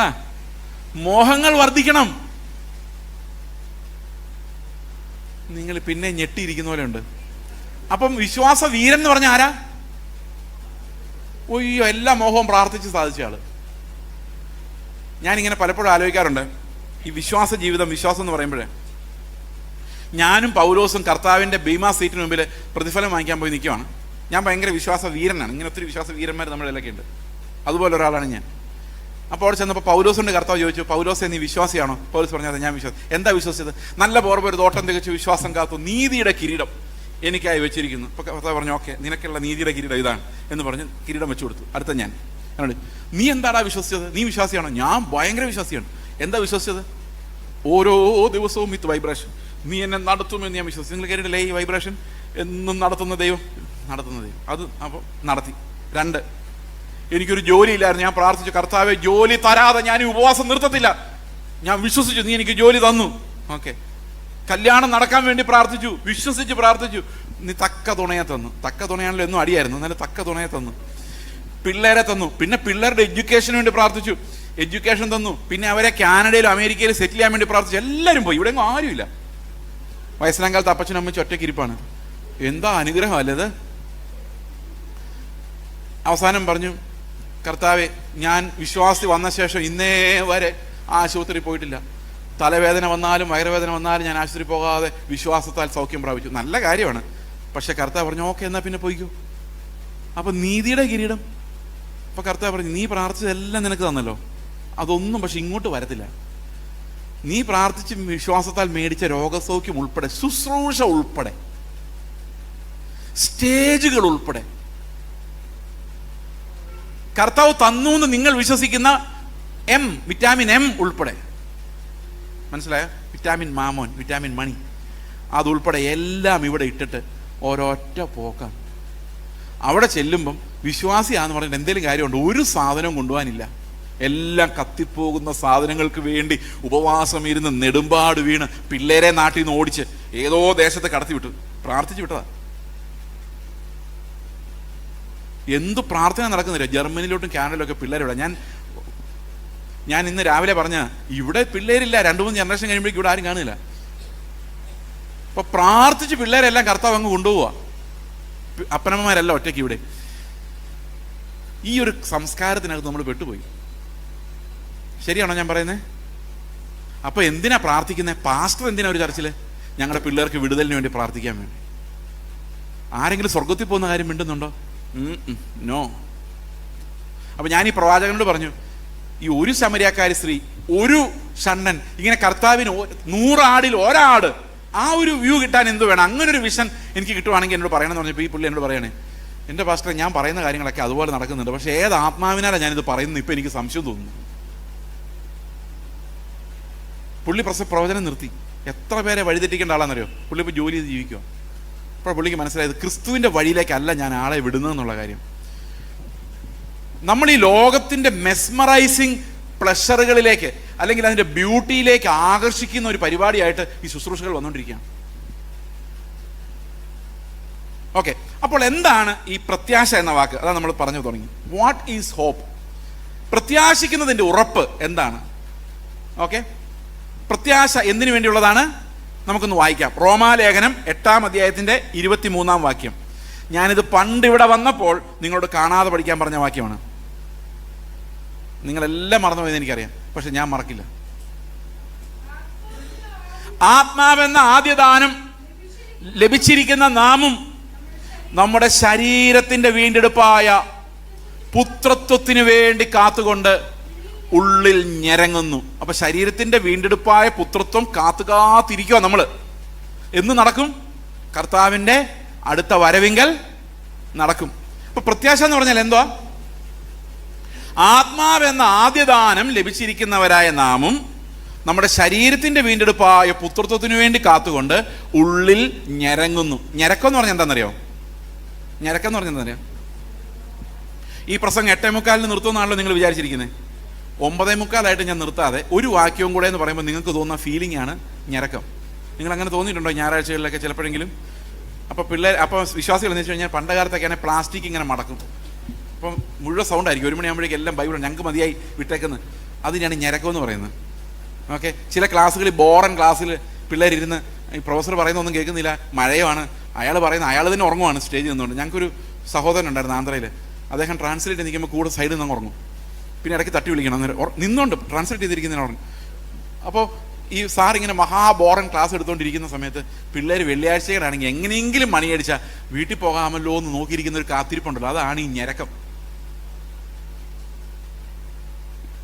കാശില്ലാതെ ഞരങ്ങുന്നു, രോഗം വന്ന് ഞരങ്ങുന്നു. കർത്താവ് വരാൻ വേണ്ടി ഞരങ്ങുന്നവരെല്ലാം ഒന്ന് കൈ ഉയർത്തി കർത്താവിനെ സ്തോത്രം ചെയ്ത്. കള്ളം പറയരുത് ദയവായിട്ട്, വിശുദ്ധ കള്ളങ്ങൾ വേണ്ട.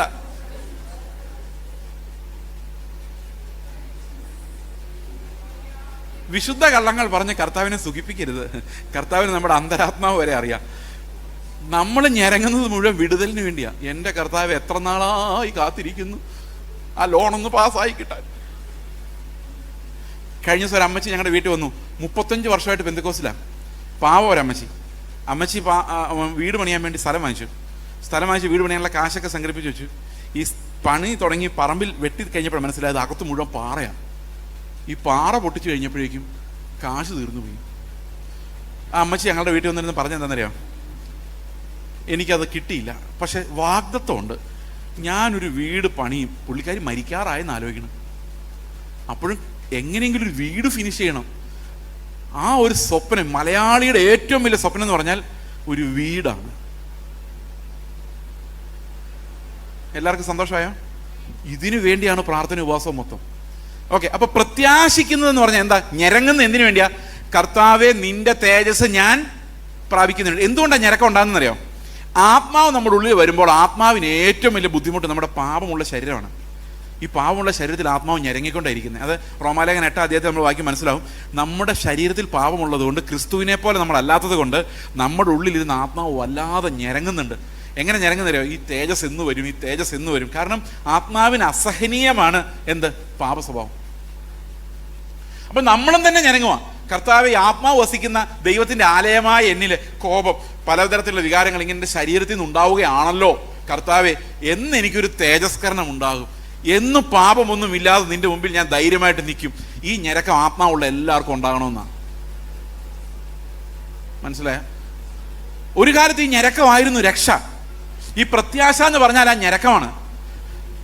ഈ ഞരക്കം നമ്മുടെ ഉള്ളിൽ ഉണ്ടാകുമ്പോൾ ആ പരവേശം, ആ കൊതി, കാന്തനെ കാണുവാൻ ആർത്തി വളരുന്നേ എന്ന് എൻ്റെ ഉള്ളം കൊണ്ട് പറയുന്നൊരു വെപ്രാളം.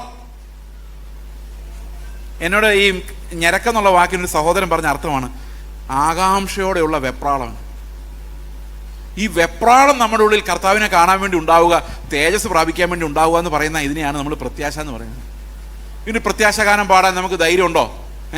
ആമേൻ കർത്താവേ വരണമേ എന്ന് പറയുമ്പോൾ ഞാൻ പോകുമെന്ന് എനിക്ക് ഉറപ്പില്ല. പിന്നെ എന്ത് ധൈര്യത്തിന് ഞാൻ ആമേൻ കർത്താവ് വരണമെന്ന് പറയുന്നത്? മറ്റുള്ള ആൾക്കാരെ കൊണ്ടുവന്ന് കാണാൻ വേണ്ടിയാ? അപ്പൊ ശരിക്കും വിശ്വാസം എന്ന് പറഞ്ഞാൽ എന്തുവാ? എന്റെ വിഷയങ്ങളുടെ വിടുതൽ അടുത്ത ജൂണിൽ നടക്കും അല്ല, കർത്താവ് വരുമ്പോൾ ഞാനും തേജസ്സിൽ എടുക്കപ്പെടും. അതെ, വിശ്വാസം അട്ടിമറിക്കപ്പെട്ടിരിക്കുന്നു. പ്രത്യാശിക്കുന്നതിന്റെ ഉറപ്പ് എന്നുള്ളതിന് പകരം മോഹിക്കുന്നതിന്റെ ഉറപ്പ് പ്രസംഗിക്കുന്നവർ വർദ്ധിച്ചിരിക്കുന്നു. സഭകളിൽ അന്യാഗ്നി കത്തി യേശുക്രിസ്തു ഇല്ലാത്ത സഭകൾ ഉണ്ടാകുന്നു. യേശുക്രിസ്തുവിന്റെ ജീവനോ പ്രസംഗമോ ഒരു വാക്യം പോലും പറയാത്ത സഭകൾ. ഈ അന്യാഗ്നി കത്തുന്നതിന്റെ ഒരു എക്സാമ്പിൾ ഞാൻ പറയാം. ഞങ്ങളുടെ ചർച്ചിൽ ഒരു മിഷണറി കുട്ടിയുണ്ട്. ഇതൊക്കെ യൂട്യൂബ് വഴി പോകുന്ന കാര്യമാണെന്ന് എനിക്കറിയാം, എന്നാലും അത് അറിഞ്ഞിരുന്നോട്ടെന്ന് വിചാരിച്ചാണ്. അവൾ കർത്താവ് ഒരു വിഷം കൊടുത്തു.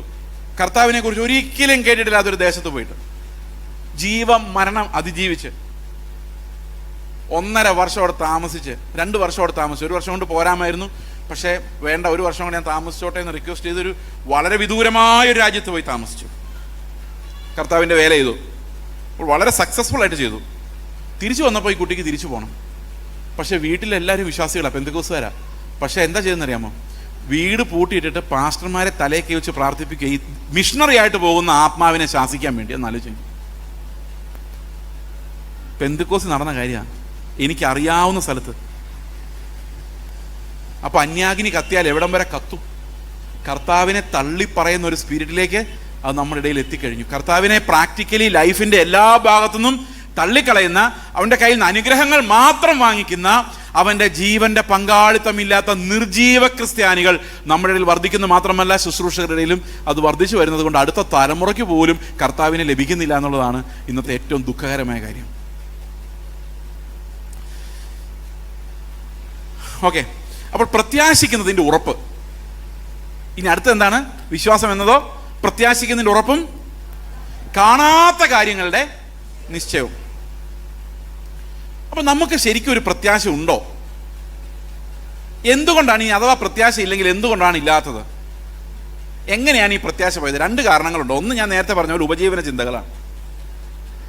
മറ്റൊന്ന് നമ്മളെക്കുറിച്ചുള്ള നമ്മുടെ മോശം എസ്റ്റിമേറ്റ് ആണ്. ഭയങ്കര വിനയമുള്ള ഒത്തിരി ആൾക്കാർ പറയും ഞാനെങ്ങും പോകുമെന്ന് അറിയത്തില്ല ബ്രദർ. ഭയങ്കര വിനയമാണ് കേട്ടോ, പക്ഷെ അത് ശരിക്കും വിനയമല്ല, അത് അഹങ്കാരമാണ്. എന്തുകൊണ്ടാണെന്നറിയോ? അവർ പറയുന്നത് കുറച്ചുകൂടെ അധ്വാനിച്ചാൽ പോകാം, എനിക്ക് അതിനുള്ള കപ്പാസിറ്റി ഒക്കെ ഉണ്ട്, പക്ഷെ അത്ര ആയില്ല എന്നാ പറയുന്നത്. ഇനി നമുക്ക് ഈ പ്രത്യാശ എവിടെ നിന്നാണ് വരുന്നത് നമുക്ക് നോക്കാം. കൽപ്പന അനുസരിച്ച് പ്രത്യാശ ഉണ്ടാക്കാമെന്ന് വിചാരിച്ചാൽ നടക്കില്ല. കാരണം രാവിലെ ഞാൻ പിള്ളേരോട് പറഞ്ഞു, ഒരു കൽപ്പന പോലും അനുസരിക്കാനുള്ള കപ്പാസിറ്റി നമുക്കില്ല. ഈ പാട്ട് കേട്ടിട്ടുണ്ടോ? പിളർന്നോരു പാറയേ.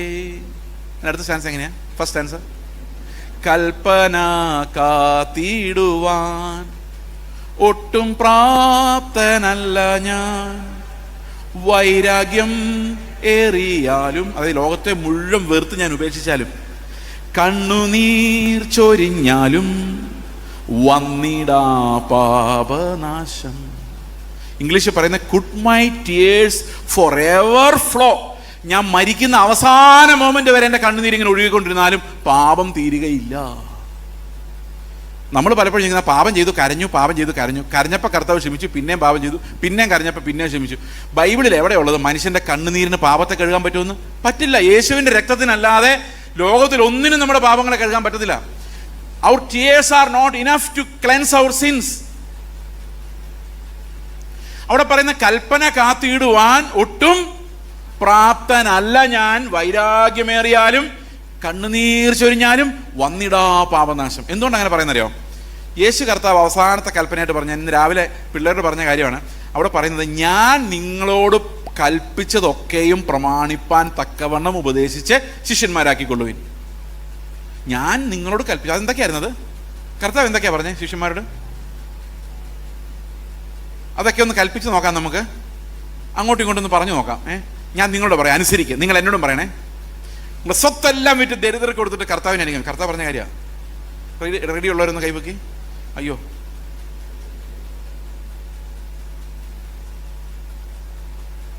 നിങ്ങൾ കണ്ണ് നിങ്ങൾക്ക് ഇടച്ച് വരുന്നുണ്ടെങ്കിൽ ചൂട് നേരത്തെ എറിഞ്ഞ് കളയുക. എന്ന് പറഞ്ഞാൽ അടുത്ത വീട്ടിലെ മൂക്കടച്ച് വരച്ചാലും മതി, അത് ചെത്തിക്കളയുക. അടുത്ത വീട്ടിലൊരു സാരിയോ ഡ്രസ്സോ കാണുമ്പം, ഓ കൊള്ളാമായിരുന്നു, അവിടെ കിട്ടുകൊണ്ട് നടക്കുന്ന കണ്ടില്ലേ തോന്നിയാൽ മതി, ഇടർച്ചയായി. ഉടനെ എന്ത് ചെയ്യണം? ഒരു കത്തിയെടുത്ത്, കാരണം കണ്ണുപൊട്ടനായി നിത്യതയിൽ പ്രവേശിക്കുന്നതാണ് ഈ കൊതിയും മോഹവും വെച്ചുകൊണ്ട് നരകത്തിൽ പോകുന്നതിനേക്കാളും. അനുസരിച്ചിട്ടുള്ളവർ, നിങ്ങൾ എവിടെയെങ്കിലും സുവിശേഷം പറയാൻ പോകുമ്പം പേഴ്സ് എടുക്കരുത്, ബെൽറ്റ് എടുക്കരുത്, ചെരുപ്പ് എടുക്കരുത്. ഞാനിതെല്ലാം ഇട്ടുണ്ടാവുന്നത്, ബെൽറ്റ് ഇട്ടിട്ടില്ല, ചെരുപ്പ് എടുക്കരുതെന്ന് പറഞ്ഞാൽ നടക്കുമോ? അഡീഷണൽ ഡ്രസ്സ് എല്ലാം എടുത്തോണ്ടാണ് വരുന്നത്. കാരണം നമുക്ക് അത്രേ പറ്റുന്നുള്ളൂ. ഞാൻ എന്നിട്ട് ഇടുന്നുണ്ട് പറയുക, കർത്താവിൻ്റെ കൽപ്പനകളെല്ലാം അനുസരിക്കാൻ.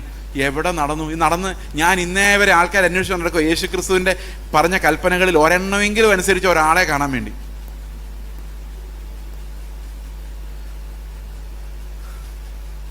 അതുകൊണ്ട് ഞാൻ രാവിലെ പറഞ്ഞൊരു പഴയകാലത്തെ ഒരു പാട്ട്, ഈ പഴയകാലത്തെ ആൾക്കാർക്ക് ഇതൊക്കെ അറിയാമായിരുന്നു. ഇപ്പം പാട്ട് കേട്ടില്ലേ? കൽപ്പന കാത്തിടുവാൻ ഒട്ടും പ്രാപ്തൻ അല്ല ഞാൻ. അതെന്തുകൊണ്ടാണെന്നറിയോ? നേരത്തെ ആദവും ഹവ്വയും ഒരു മനുഷ്യനീതി ഉണ്ടാക്കിയായിരുന്നു. ഈ മനുഷ്യനീതിയുടെ പ്രത്യേകത എന്ന് വെച്ച് കഴിഞ്ഞാൽ ഞാൻ നീതിമാനും ബാക്കിയുള്ളവരെല്ലാം പോക്കുമായിരുന്നു, അല്ലേ? അപ്പം ഞാൻ നീതിമാനല്ലാന്ന് എനിക്ക് തോന്നണമെങ്കിൽ എന്ത് ചെയ്യണം? എൻ്റെ നീതിയെ പൊളിക്കണമെങ്കിൽ എന്ത് ചെയ്യണം? എന്നെ കൊണ്ട് പറ്റാത്തൊരു നീതി എൻ്റെ മുമ്പിൽ കൊണ്ട് വെക്കണ്ടേ? ആണോ അല്ലയോ? ഞാൻ പറഞ്ഞു, ഞാൻ കർത്താവിൻ്റെ എല്ലാ കൽപ്പനകളും അനുസരിച്ചിട്ടുണ്ട്. അപ്പം എനിക്ക് ചോദിക്കാമല്ലോ, തൻ്റെ സഹോദരനെ കർത്താവ് സ്നേഹിച്ച പോലെ നീ സ്നേഹിക്കണം. അവിടെ പൊളിഞ്ഞെല്ലാവരും. അപ്പോൾ എല്ലാവരും പൊട്ടി, നമ്മളെല്ലാം പോകാം. അതാണ് ബൈബിൾ പറയുന്നത്. റോമാലേഖനം പറയുന്ന പ്രധാന തീം അതാണ്. ന്യായപ്രമാണത്തിൻ്റെ അനുസരണത്താൽ ഒരു ജഡവും അവൻ്റെ സന്നിധിയിൽ നീതീകരിക്കപ്പെടുകയില്ല. എന്ത് കൽപ്പന അനുസരിച്ചാലും നമ്മുടെ ഹൃദയം ആ കല്ല് പോലെ ഇരിക്കും. ഓക്കെ, അപ്പോൾ എങ്ങനെ നമുക്കൊരു പ്രത്യാശ ഉണ്ടാകുന്നത്? ഇങ്ങനെ കല്ലുപോലൊരു ഹൃദയം, അനുസരണം കെട്ട നമുക്ക് സ്വർഗത്തിൽ പോകാമെന്നുള്ള വിശ്വാസം എങ്ങനെയാണ് വരുന്നത്? ഒരു കൽപ്പന പോലും അനുസരിക്കാൻ കപ്പാസിറ്റി ഇല്ലാത്ത നമ്മൾ എന്ത് ധൈര്യത്തിലാണ് സ്വർഗത്തിലെ പ്രത്യാശ മുകളിലേക്ക് നോക്കിക്കൊണ്ടിരിക്കുന്നത്?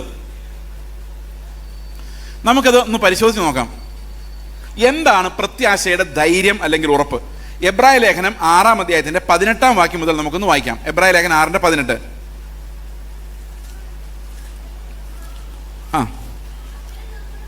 അങ്ങനെ നമ്മുടെ മുൻപിൽ വെച്ചിട്ടുള്ള പ്രത്യാശ പിടിച്ചുകൊള്ളുവാൻ. അപ്പൊ ഞാൻ നിങ്ങളുടെ മുമ്പിൽ എന്താ വെച്ചത് ഇത്ര നേരം?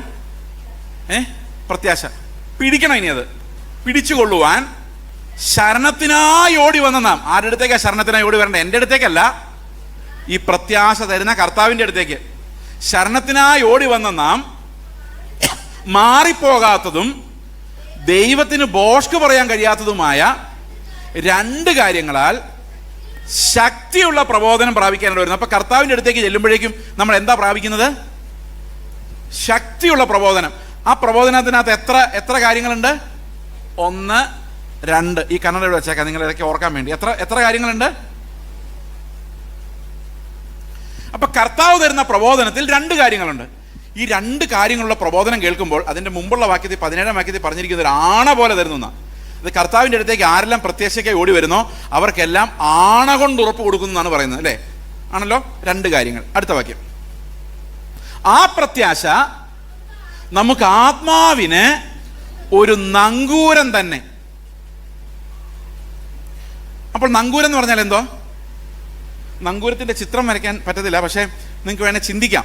ഒരു നീളമുള്ളൊരു കമ്പി, ഒരു മെറ്റൽ റോഡ്, ചെയിൻ പോലെ, അതിങ്ങനെ കറക്കാവുന്ന ടൈപ്പ് സാധനമാണ്. അതിനറ്റത്ത് ഇങ്ങനെ വളഞ്ഞിരിക്കുന്ന 2 ത്രിശൂലം പോലെ, നടുക്കുള്ളതിൽ ആ കമ്പിയുടെ ഭാഗമാണ്. അതിനപ്പുറത്തും ഇപ്പുറത്തും ഓരോ, നിങ്ങൾക്ക് ചിന്തിക്കാൻ പറ്റുന്നുണ്ട്, അത് 2 ഹുക്കുകൾ. മനസ്സിലായെന്ന് വിചാരിക്കുന്നു. ഓക്കെ. അപ്പോൾ ഒരു ആത്മാവിന്റെ നങ്കൂരം എന്ന് പറഞ്ഞാൽ എന്താ അർത്ഥം? എത്ര കാര്യങ്ങളുണ്ട് ഒരു നങ്കൂരത്തില്? എത്ര കാര്യങ്ങളുണ്ട്? അപ്പോൾ ഈ പ്രത്യാശ, ഈ 2 കാര്യങ്ങളുള്ളൊരു പ്രത്യാശ നമ്മുടെ ഹൃദയത്തിൽ നിന്ന് പോകുന്ന ഒരു നങ്കൂരം പോലെയാണ്. അത് നമ്മുടെ പ്രാണൻ എന്ന ഇംഗ്ലീഷ് എഴുതിയിരിക്കുന്നത് ആങ്കർ ഓഫ് അവർ സോൾ എന്നാണ്. ഓക്കെ, ഈ പ്രത്യാശ. ഓക്കെ, അടുത്ത വാക്യം.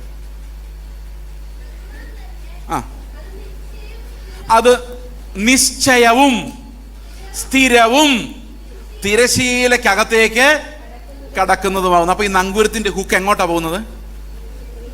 നമ്മുടെ ഹൃദയത്തിൽ നിന്ന് പോകുന്ന നങ്കൂരം എങ്ങോട്ടാ പോകുന്നത്? അത് നിശ്ചയവും സ്ഥിരവും തിരശീലക്കകത്തേക്ക് പോകുന്നതാണ്. ആ നങ്കൂരത്തിൽ എത്ര കാര്യങ്ങളുണ്ട്? അത് മറക്കരുത്. എത്ര കാര്യങ്ങളുണ്ട്? അതെന്താന്ന് ഇതുവരെ പറഞ്ഞിട്ടില്ല, പറയാൻ പോവാം. അടുത്ത വാക്യം, അവിടേക്ക് യേശു മൽക്കീസദേക്കിന്റെ ക്രമപ്രകാരം എന്നേക്കും മഹാപുരോഹിതനായി മുൻകൂട്ടി നമുക്ക് വേണ്ടി പ്രവേശിച്ചിരിക്കുന്നു. അപ്പൊ അവിടെ ആരുണ്ട്? ഈ പ്രത്യാശ ചെല്ലുന്ന നങ്കൂരം പിടിക്കാൻ അവിടെ ആരുണ്ട്? യേശുക്രിസ്തു എന്ന് പറഞ്ഞാൽ പോരാ, മഹാപുരോഹിതനായ, നിത്യപുരോഹിതനായ യേശുക്രിസ്തു. അപ്പോൾ ആണ എന്താന്ന് മനസ്സിലായോ? ദൈവത്തിന്റെ ആണ എന്താണ്? ഇവൻ ആണയോടുകൂടി പുരോഹിതനായവനാണ്, അല്ലെ? അപ്പൊ യേശുക്രിസ്തുവിന്റെ മഹാപൗരോഹിത്യമാണ് ആണ. 7-ാം അധ്യായം വായിക്കാൻ നമുക്ക് മനസ്സിലാവും.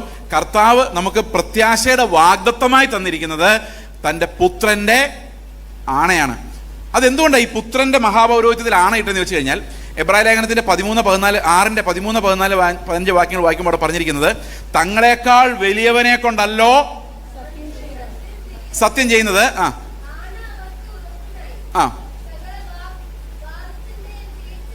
അടുത്ത വാക്യം. അതിന് മുമ്പുള്ള വാക്യം വായിക്കാമോ? ഇപ്പൊ വായിച്ചതിനൊക്കെ മുമ്പുള്ള വാക്യം. ദൈവം അബ്രഹാമിന് വാഗ്ദത്തം ചെയ്യുമ്പോൾ തന്നേക്കാൾ വലിയവനെ കൊണ്ട് സത്യം ചെയ്യുവാനില്ലാത്തത് കൊണ്ട് തന്നെ കൊണ്ട് തന്നെ സത്യം ചെയ്തു. അപ്പൊ ആണ ആരുടെ മേലെ ഇരിക്കുന്നേ? ദൈവത്തിന്റെ മേൽ തന്നെ. അതുകൊണ്ടാണ് നമ്മുടെ രക്ഷയുടെ ആണ നമ്മുടെ മേലല്ല, നമ്മളെ രക്ഷിക്കുന്ന പുത്രന്റെ മേലാണ്. കാരണം പുത്രൻ ആരാണ്? ദൈവം തന്നെയാണ്, അല്ലേ? അപ്പം അവന്റെ മഹാപൗരോഹിത്യത്തിന്മേലാണ് ദൈവം ആണയിട്ടിരിക്കുന്നത്. ഇനി നമുക്ക് ഈ 2 സാധനങ്ങൾ എന്താണെന്ന് നോക്കാം. ഓക്കെ, ഈ 2 കാര്യങ്ങൾ പറയുമ്പോൾ നിങ്ങൾക്ക് ഒരു പ്രത്യാശ ഉണ്ടാവും. ഓക്കെ, ഉണ്ടാവും, ഉറപ്പാ. അത് കഴിയുമ്പോൾ ഒരു പ്രത്യാശകാരം പാടി നമുക്ക് പോവാം. ഓക്കെ, പക്ഷെ അപ്പോഴും ഉയരത്തിലേക്ക് നോക്കി ജീവിക്കുന്നത് എങ്ങനെയാണെന്ന് പറയാൻ പിന്നെ ഒരു 5-10 മിനിറ്റ് എടുക്കേണ്ടി വരും. എന്തായാലും എല്ലാം കൂടെ 8:45 നിർത്താമെന്നാണ് എൻ്റെ പ്രതീക്ഷ. ഓക്കെ, ഒരു പുരോഹിതൻ ചെയ്യുന്ന 2 കാര്യങ്ങൾ എന്തൊക്കെയാണ്? ഒരു മഹാപുരോഹിതൻ ചെയ്യുന്ന 2 കാര്യങ്ങൾ എന്തൊക്കെയാണ്? ഒന്ന്, അവൻ നമുക്ക് വേണ്ടി യാഗം കഴിക്കുന്നു. മറ്റൊന്ന്, മനുഷ്യർക്കും ദൈവത്തിനുമിടയിൽ ഇടുവിൽ നിൽക്കുന്നു, മധ്യസ്ഥത അണയ്ക്കുന്നു, അല്ലേ? അപ്പൊ ഈ കർത്താവ് ചെയ്ത 2 കാര്യങ്ങൾ എന്തൊക്കെയാ? ഒന്ന്, നമുക്ക് വേണ്ടി ഒരു യാഗം കഴിച്ചു. അത് 5-ാം അധ്യായത്തിൽ പറയുന്നുണ്ട്. 7-ാം അധ്യായത്തിൽ പറയുന്നത് എന്താണെന്നറിയാമോ? അവൻ നമുക്ക് വേണ്ടി മധ്യസ്ഥത കഴിച്ചുകൊണ്ടിരിക്കുന്ന, എന്നേക്കും ജീവിക്കുന്ന ഒരു മഹാപുരോഹിതനാണ്. അപ്പൊ 2 ഹുക്ക് എന്താണെന്ന് മനസ്സിലായോ? എന്തൊക്കെയാണ്? ഒന്ന്, കർത്താവ് എനിക്ക് വേണ്ടി മരിച്ചു. മറ്റൊന്ന്, അവൻ എനിക്ക് വേണ്ടി മധ്യസ്ഥ അണച്ചുകൊണ്ടിരിക്കുന്നു. അത്രയും പറഞ്ഞാൽ പോരാ, അത് കുറച്ചും കൂടെ പറയാനുണ്ട്. അതെങ്ങനെയാണ് നമുക്ക് നോക്കാം. യേശുക്രിസ്തുവിന്റെ മരണം എങ്ങനെയാണ് നമ്മുടെ പാപങ്ങൾക്ക് പകരമാകുന്നത് എന്ന് ചോദിച്ചു കഴിഞ്ഞാൽ അതിൻ്റെ ഉത്തരം എബ്രായ ലേഖനത്തിൻ്റെ തന്നെ 13-ാം അധ്യായത്തിൻ്റെ 11-ാം വാക്യത്തിൽ പറയുന്നു. മഹാപുരോഹിതൻ, നിങ്ങൾ ശ്രദ്ധിക്കണം, ഇത് ഈ എബ്രായ ലേഖനം നമുക്ക് മനസ്സിലാക്കി കഴിഞ്ഞാൽ ഭയങ്കര ആനന്ദമാണ്. പക്ഷെ ഇത് മനസ്സിലാക്കണമെങ്കിൽ ഒരു ഇത്തിരി ഒന്ന് ശ്രദ്ധിച്ചിരിക്കണം, അത്രയേ ഉള്ളൂ. ഇപ്പോൾ ഈ പ്രസംഗം കേൾക്കാമെന്നുള്ള രീതിയിൽ ഇരിക്കുന്നതിന് പകരം ഇതൊന്ന് പഠിക്കാമെന്നുള്ള രീതിയിൽ ഇരുന്നാൽ ഇപ്പോൾ ഇത് പിടികിട്ടും. ഈ പ്രസംഗം കേട്ട് കഴിഞ്ഞാൽ നോട്ട് കുറിച്ച് ഈ നോട്ട് നിങ്ങളുടെ ജീവിതത്തിൽ ഒരിക്കലും നോക്കാൻ പോകുന്നില്ല. ഇഷ്ടംപോലെ പ്രസംഗത്തിൻ്റെ നോട്ട് നിങ്ങളുടെ വീട്ടിൽ കാണാം, അതൊന്നും മറിച്ച് നോക്കത്ത് പോലില്ല. അത് അവസാനം കടലേക്ക് വിൽക്കാൻ മാത്രമേ പറ്റാറുള്ളൂ. അതുകൊണ്ട് നിങ്ങൾ പഠിക്കേണ്ട രീതിയിൽ ഇതൊന്ന് നോക്കിക്കേ.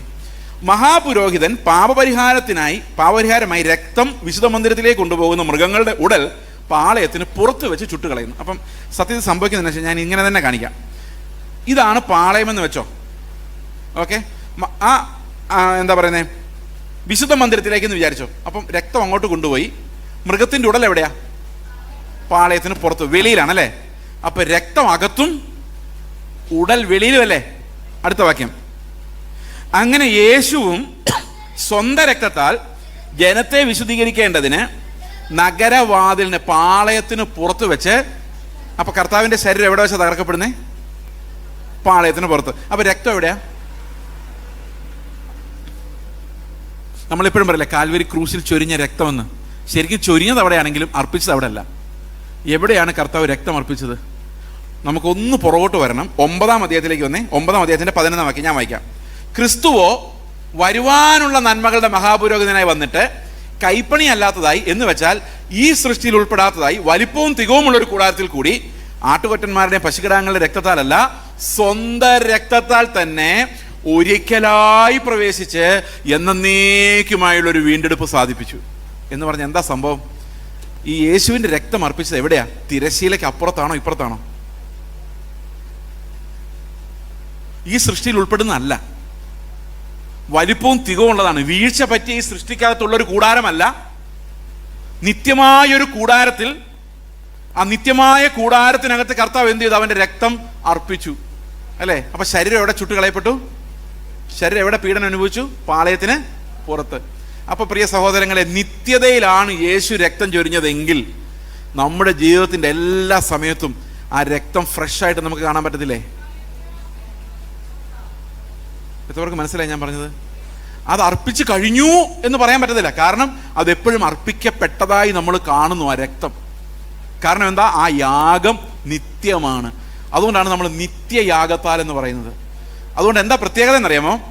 ഒരിക്കൽ കഴിച്ച ശരീരയാഗത്താൽ ഏത് സമയത്തും നമുക്ക് കൃപാസനത്തിലേക്ക് പ്രവേശിക്കാനുള്ള ധൈര്യം കർത്താവ് തന്നിരിക്കുന്നു എന്നുള്ളതാണ്.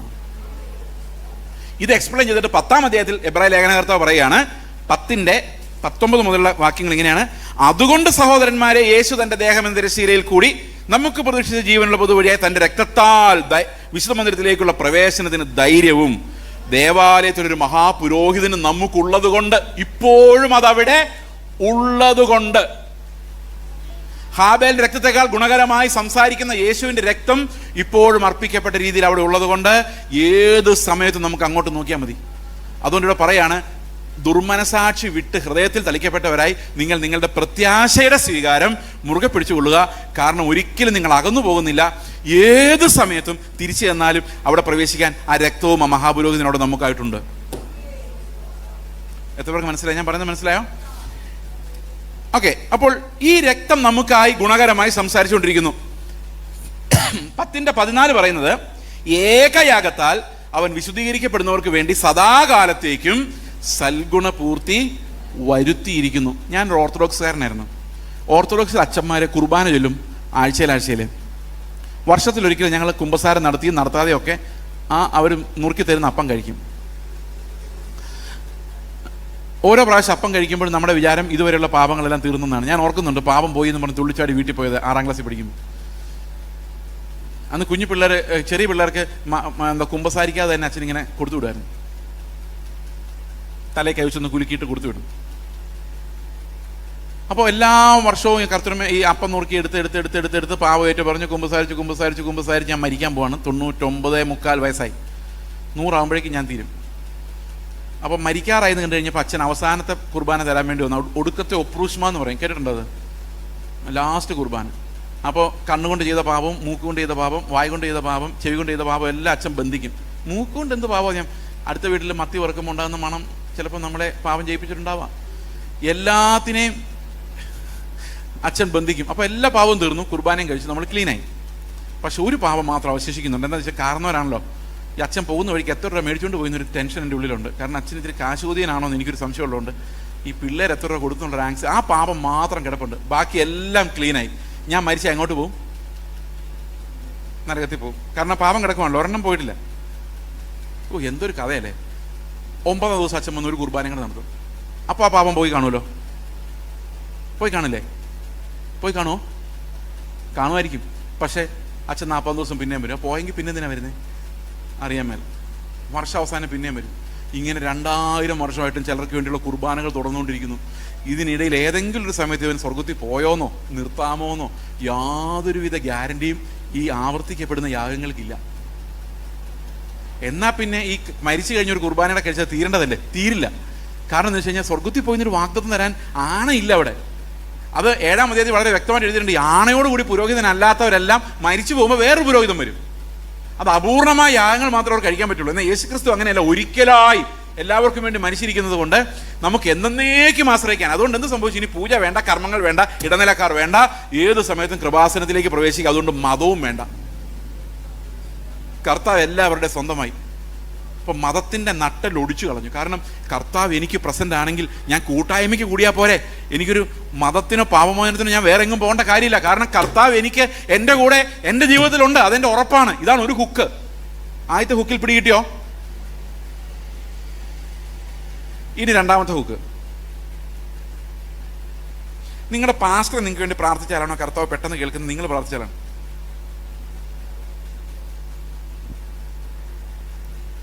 ചിലർ പ്രാർത്ഥിക്കുമ്പം ചിലർക്ക് പ്രാർത്ഥനാവരമുണ്ട്. അവർ പ്രാർത്ഥിച്ചാൽ കേൾക്കും എന്നൊക്കെ പറയുന്ന കേട്ടില്ലേ? വെറും കള്ളത്തരം. അങ്ങനെയൊന്നും ബൈബിളിലില്ല. പ്രാർത്ഥനാവരം എന്ന് പറഞ്ഞൊരു സാധനവും ഇല്ല. സ്പെഷ്യലി റെക്കമെൻഡ് ചെയ്യാൻ കൊള്ളാവുന്ന മനുഷ്യരും ഇല്ല. യേശു ക്രിസ്തുവിന് ഏക മധ്യസ്ഥനല്ലാതെ വേറൊരു മധ്യസ്ഥനെയും ദൈവം അംഗീകരിക്കത്തില്ല. അത് നിങ്ങൾ പ്രാർത്ഥിച്ചാലും ഞങ്ങൾ പ്രാർത്ഥിച്ചാലും ഒരുപോലെയാണ്. പൗലോസ് എന്താ പറഞ്ഞത്? ഞങ്ങൾ നിങ്ങൾക്ക് വേണ്ടി ഇടവിടാതെ അപേക്ഷിക്കുന്നു, നിങ്ങൾ ഞങ്ങൾക്ക് വേണ്ടിയും പ്രാർത്ഥിക്കുവിൻ. അവിടെ ആരായി അഭിഷിക്തൻ? ആരാ Reverend?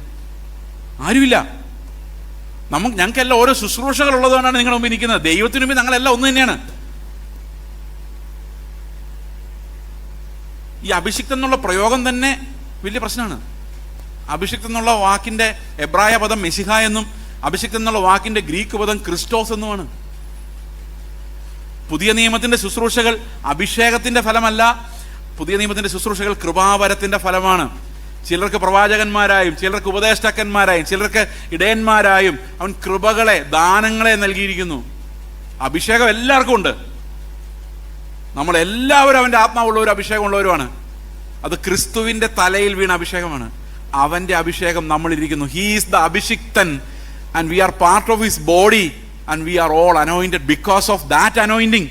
Because of Christos we are anointed. പക്ഷേ നമ്മളെല്ലാം കൃപാവരങ്ങളുള്ളവരാണ്. സഭയുടെ ലീഡർഷിപ്പിൽ ഇരിക്കുന്നവർക്കുള്ളത് കൃപാവരമാണ്. അതാണ് പുതിയ നിയമത്തിന്റെ പ്രത്യേകത. We are all anointed by the same spirit into the same body. വിശ്വാസമാണോ? ഇങ്ങനെയൊക്കെ പറഞ്ഞാൽ ഞാൻ ഇതിനകത്ത് വന്നത്. പിന്നെ മനസ്സിലായി ചില ആൾക്കാർക്ക് പ്രത്യേക അനോയിന്റിങ് എന്നൊക്കെ പഠിപ്പിക്കുന്നുണ്ടെന്നുള്ള കാര്യം. ആദ്യമൊക്കെ ഇടനിലക്കാരില്ല, മധ്യസ്ഥന്മാരില്ല എന്നൊക്കെ പറഞ്ഞ് ഞങ്ങളെയൊക്കെ പിടിച്ചതിനകത്താക്കിയത്. ഇപ്പോൾ എവിടെ നോക്കിയാലും ഇടനിലക്കാരാണ്. പ്രിയ സഹോദരങ്ങളെ, യേശു ക്രിസ്തു എന്ന ഏക മധ്യസ്ഥനല്ലാതെ ആകാശത്തിന് കീഴിൽ നിങ്ങളുടെ പ്രശ്നങ്ങൾ പരിഹരിക്കാൻ വേറെ ആരുമില്ല. സന്തോഷമായോ? അപ്പോൾ ഇതാണോ? അപ്പോൾ ഇനി ഈ ചോദ്യം അവിടെ കിടക്കട്ടെ. നമ്മൾ പ്രാർത്ഥിക്കുന്ന പല ചോദ്യങ്ങൾക്ക് ഉത്തരവില്ല. എന്തോരോ പ്രാർത്ഥിക്കുന്നത് കർത്താവ് മൈൻഡ് ചെയ്യുന്നേ ഇല്ല എന്ന് തോന്നുമോ ചില സമയത്ത്? കഴിഞ്ഞ ദിവസം ഒരു ചർച്ചിൽ പ്രസംഗിക്കാൻ വേണ്ടി ഞാൻ വെയിറ്റ് ചെയ്യുമ്പം എൻ്റെ മുമ്പിൽ ഒരു പാസ്റ്റർ പ്രസംഗിച്ചു 15 മിനിറ്റ്. പുള്ളിയുടെ ചർച്ച അത് കേട്ടോ. പുള്ളി പറഞ്ഞെന്നറിയാം, നിങ്ങൾ കേട്ടാൽ ഞെട്ടിപ്പോവും. പേര് പറഞ്ഞാൽ നിങ്ങൾക്ക് എല്ലാവർക്കും അറിയാവുന്ന ആളാണ്. ആ പ്രസംഗം കേട്ട് നിങ്ങളൊക്കെ ആത്മാവിലാവുന്നുണ്ടായിരിക്കാം. പക്ഷെ അദ്ദേഹം പറഞ്ഞ ഇതാണ്: കർത്താവ് നമുക്ക് പല വാഗ്ദത്തങ്ങളും തന്നിട്ടുണ്ട്, ഒന്നും നടക്കുന്ന കാണുന്നില്ല. അതുകൊണ്ട് കർത്താവിന് നമുക്ക് 2 മാസം കൂടെ അവധി കൊടുക്കാം. ഒരു തല മന്ദിച്ചു പോയി. എൻ്റെ കർത്താവ്, ഇവര് കൊത്തി കൊത്തി മുളത്തിൽ കയറി എന്ന് പറയുന്ന പോലെ ഇത് കർത്താവിൻ്റെ പരമാധികാരത്തെയും ഗ്ലോറിയെയും വെച്ചാണ് ഇപ്പോൾ ആൾക്കാർ കളിക്കുന്നത്.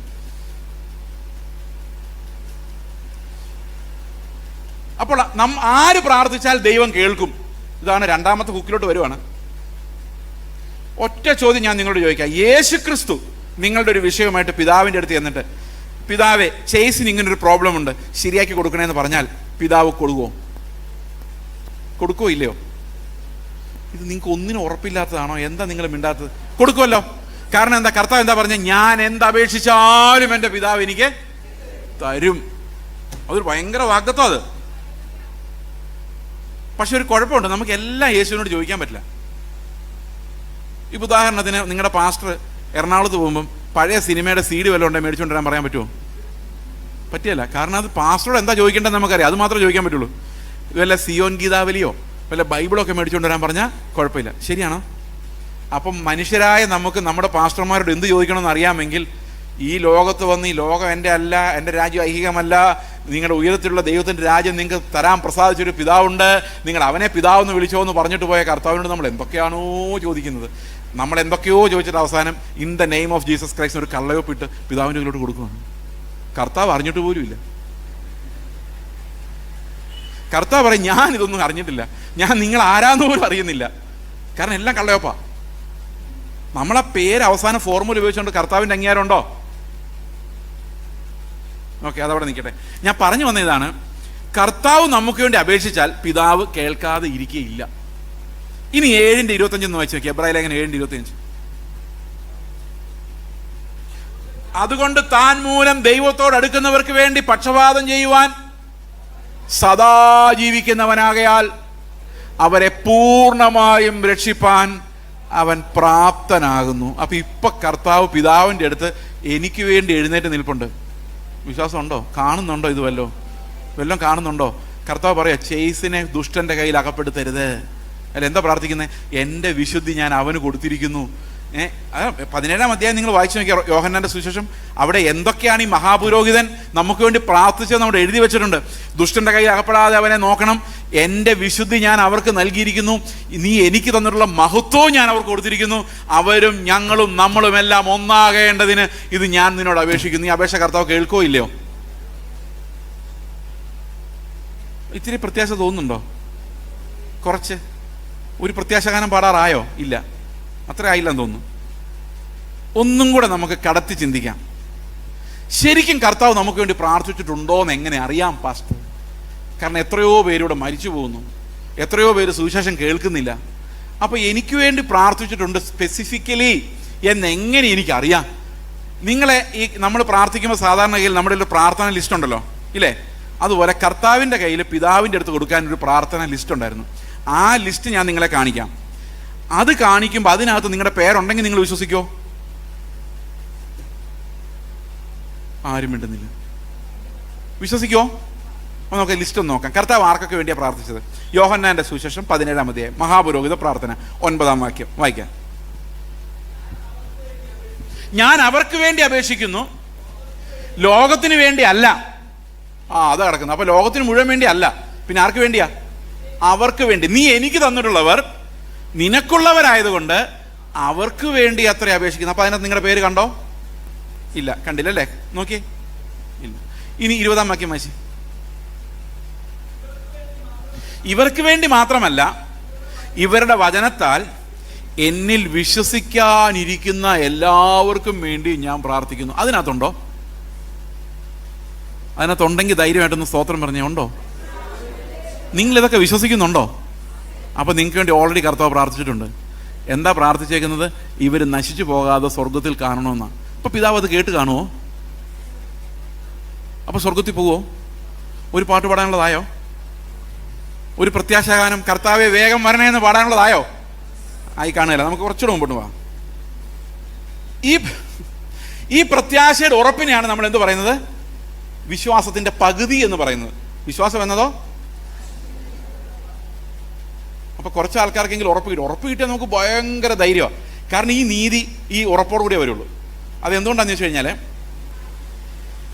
ഈ മോശ എന്നോട് പറയാന്ന് വിചാരിച്ചോ, എടാ ചേസേ, ശരിക്കും പറഞ്ഞാൽ പല്ലിന് പകരം പല്ല്, കണ്ണിന് പകരം കണ്ണെന്നൊക്കെ ഞാൻ പറയാൻ കാരണം ദുഷ്ടന്മാരായതുകൊണ്ടാണ്. വേണമെങ്കിൽ ഉപേക്ഷണ പത്രം കൊടുത്തിട്ട് ഉപേക്ഷിച്ചോളാൻ പറഞ്ഞു. അവന്മാരുടെ കയ്യിലിരിപ്പ് ശരിയല്ല, അവന്മാർ മഹാദുഷ്ടന്മാരായതുകൊണ്ടാണ്. നിന്റെ റൂൾ അതല്ല. പിന്നെ ഒരു കരണം തരിച്ചാൽ മറ്റേ കരണം കാണിച്ചു കൊടുക്കണം. അപ്പം ഞാൻ ചോദിക്കും, എൻ്റെ മോശേ, എന്നെ അടിക്കാൻ വരുന്നവൻ, എനിക്ക് തടിയുണ്ടെന്നുള്ളൂ, വലിയ ആരോഗ്യമൊന്നുമില്ല, എന്നെ അടിക്കാൻ വരുന്നവൻ ജിമ്മ്. ഒറ്റ അടിക്കാൻ എൻ്റെ ബ്രെയിനിൽ നിന്നാണ് മൂക്കിലൂടെയും വായിലൂടെ എല്ലാം ബ്ലഡ് വരുന്നത്. അടുത്ത അടിക്ക് ഞാൻ തട്ടിപ്പോയാൽ എന്ത് കിട്ടും? അപ്പോൾ മോശം ചോദിക്കും, നീ ആവർത്തന പുസ്തകം 28 വായിച്ചിട്ടില്ലേ മോനെ? എന്തോ? നിന്റെ ദേശത്ത് നിന്നെ ഞാൻ അനുഗ്രഹിക്കും, നിന്റെ എൻ്റെ മോശം, ഞാൻ മരിച്ചു പോയിട്ട് എൻ്റെ ദേശത്ത് അനുഗ്രഹിച്ച് എൻ്റെ ആടുമാടുകൾ അനുഗ്രഹിച്ചിട്ട് എനിക്കെന്ത് കാര്യം? ദീർഘായുസ് കൊണ്ട് എന്നെ തൃപ്തിപ്പെടും. ഞാൻ അടി കൊണ്ട് ഞാൻ ചാവാൻ കിടക്കണം, ദീർഘായുസ്. മോശം, അതൊന്നും എനിക്ക് പറ്റത്തില്ല. ആ ദീർഘായുസ് എനിക്ക് വേണമെങ്കിൽ, എൻ്റെ കുഞ്ഞുങ്ങൾ അനുഗ്രഹിക്കപ്പെടണമെങ്കിൽ, എനിക്ക് എൻ്റെ ആടുമാടുകൾ അനുഗ്രഹിക്കപ്പെടണമെങ്കിൽ അത് കാണാൻ എനിക്ക് കണ്ണുങ്ങളെ വേണ്ടേ? ആയുസ് വേണ്ടേ? അപ്പോൾ ഒരു കർണത്തടിക്കുമ്പോൾ നമ്മൾ എന്ത് ചെയ്യണം? ആരോഗ്യം ഉണ്ടെങ്കിൽ പൊട്ടിച്ചിട്ട് ഓടണം, അല്ലെങ്കിൽ പൊട്ടിക്കാതെ ഓടണം ആരോഗ്യം കുറവാണെങ്കിൽ. കാരണം ആയുസുണ്ടെങ്കിലല്ലേ നമുക്ക് ഈ അനുഗ്രഹം അനുഭവിക്കാൻ പറ്റുള്ളൂ. അമേരിക്കയിലുള്ള വിസ തന്ന ആരോഗ്യം ആൾ വേണ്ടേ? അതിൻ്റെയൊക്കെ ഒരുത്തൻ കർണത്തടിച്ചപ്പോൾ മറ്റേ കർണം കാണിച്ചു വിടും, ആൾ തട്ടിപ്പോയാൽ എങ്ങനെ അമേരിക്കയിൽ പോകും?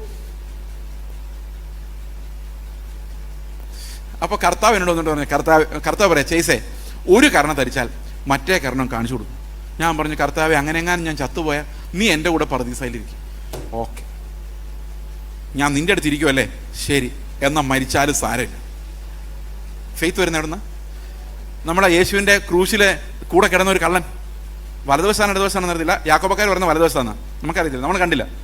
പക്ഷേ ഈ കള്ളൻ ഒരു നിമിഷം കൊണ്ട് സ്വർഗത്തിൽ പോയി. എങ്ങനെയാണെന്ന് അറിയോ? ഭയങ്കര നീതിമാനായിട്ടാണ് പോയത്.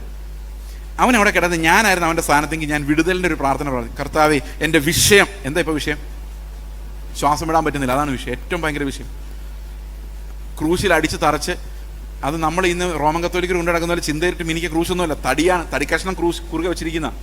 അവിടെ ഈ ലങ്സ് ഇങ്ങനെ ശ്വാസം കിട്ടാൻ വേണ്ടി ഇങ്ങനെ വലിയുമ്പോൾ ഈ പുറമെല്ലാം കൂടെ ആയ ഒരഞ്ഞ് ഭയന്ന് മരണം നോക്കി കിടക്കുന്നവനാണ് ഞാൻ. എന്നെങ്കിൽ ഞാൻ കർത്താവിൻ്റെ എന്തായിരിക്കും പറയുന്നത്? കർത്താവ് എൻ്റെ വിഷയങ്ങളുടെ നടുവിൽ വിടുതൽ തരാൻ നീ ഇറങ്ങി വരണം. എങ്ങനെയാ മോനെ? നീ എന്നെ ഈ ക്രൂശിൽ നിന്ന് ഇറക്കി വിട്ടാൽ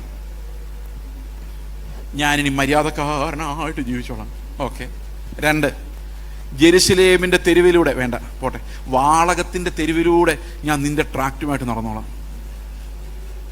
കർത്താവിൻ്റെ കയ്യിൽ നിന്ന് മേടിക്കുകയാണ്. അപ്പോൾ കർത്താവ് പറഞ്ഞു, ഓക്കെ, നിന്നെ ഇറക്കി വിട്ടേക്കാം. അതായിരുന്നു സംഭവിക്കാറുന്നുള്ളൂ ഞാനായിരുന്നെങ്കിൽ.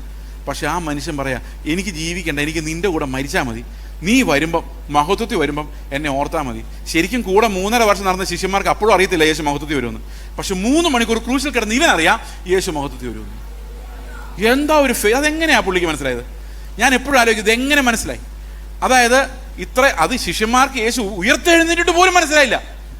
അപ്പോൾ ഈ മനുഷ്യൻ 3 മണിക്കൂറോടെ കിടന്ന മനുഷ്യൻ പറയാണ്, നീ മഹത്വത്തിൽ രാജ്യത്വം പ്രാപിച്ചു വരുമ്പോൾ എന്നെ ഓർത്താൽ മതി. എന്നെ നീ വെറുതെ വിട്ട് ഞാൻ ഈ മണ്ണിലൂടെ നടന്നാൽ പിന്നെയും പാപമേ ചെയ്യുള്ളൂ, പിന്നെ ഞാൻ എൻ്റെ പാപത്തിൽ മരിക്കുള്ളൂ.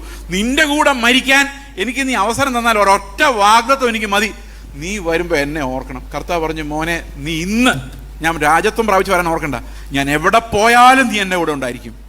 ഇന്ന് പറുദീസയിലേക്ക് പോകുമ്പോഴും നീ എൻ്റെ കൂടെ വരും. എന്തോ ഭയങ്കര രക്ഷ! ഒരൊറ്റ നിമിഷം ആ പുനരുത്ഥാനത്തിൽ വിശ്വസിച്ചപ്പോഴേക്കും അവൻ്റെ സ്വഭാവം മാറിപ്പോയി. He became A new creature. അവന് മരണത്തെ പേടിയില്ലാതായിപ്പോയി. പാപത്തെ ജയിക്കാൻ നമ്മുടെ ഏറ്റവും വലിയ തടസ്സം, ലോകമോഹങ്ങളെ ജയിക്കാൻ നമ്മുടെ ഏറ്റവും വലിയ തടസ്സം, നമ്മൾ ഇപ്പോഴും മരണത്തെ ഭയപ്പെടുന്നത് കൊണ്ടാണ്, പ്രത്യാശയുടെ ഉറപ്പില്ലാത്തത് കൊണ്ടാണ്, ധൈര്യമില്ലാത്തത് കൊണ്ടാണ്.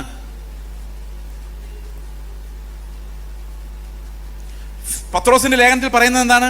എങ്ങനെയാണ് ലോകത്തിന്റെ മോഹങ്ങളിൽ നിന്ന് രക്ഷപ്പെടുന്നത്? പത്രോസിന്റെ ലേഖനം 2 പത്രോസ് 1-ാം അധ്യായത്തിന്റെ 3-ാം വാക്യം,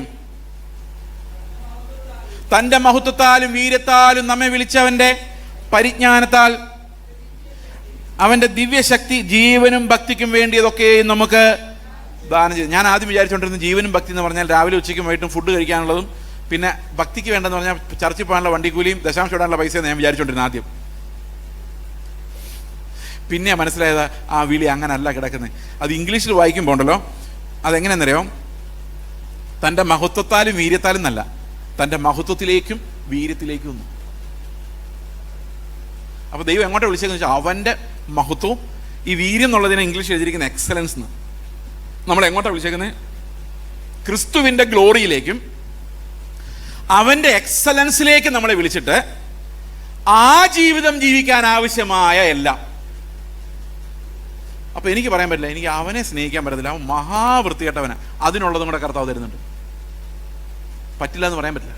കാരണം എന്താ?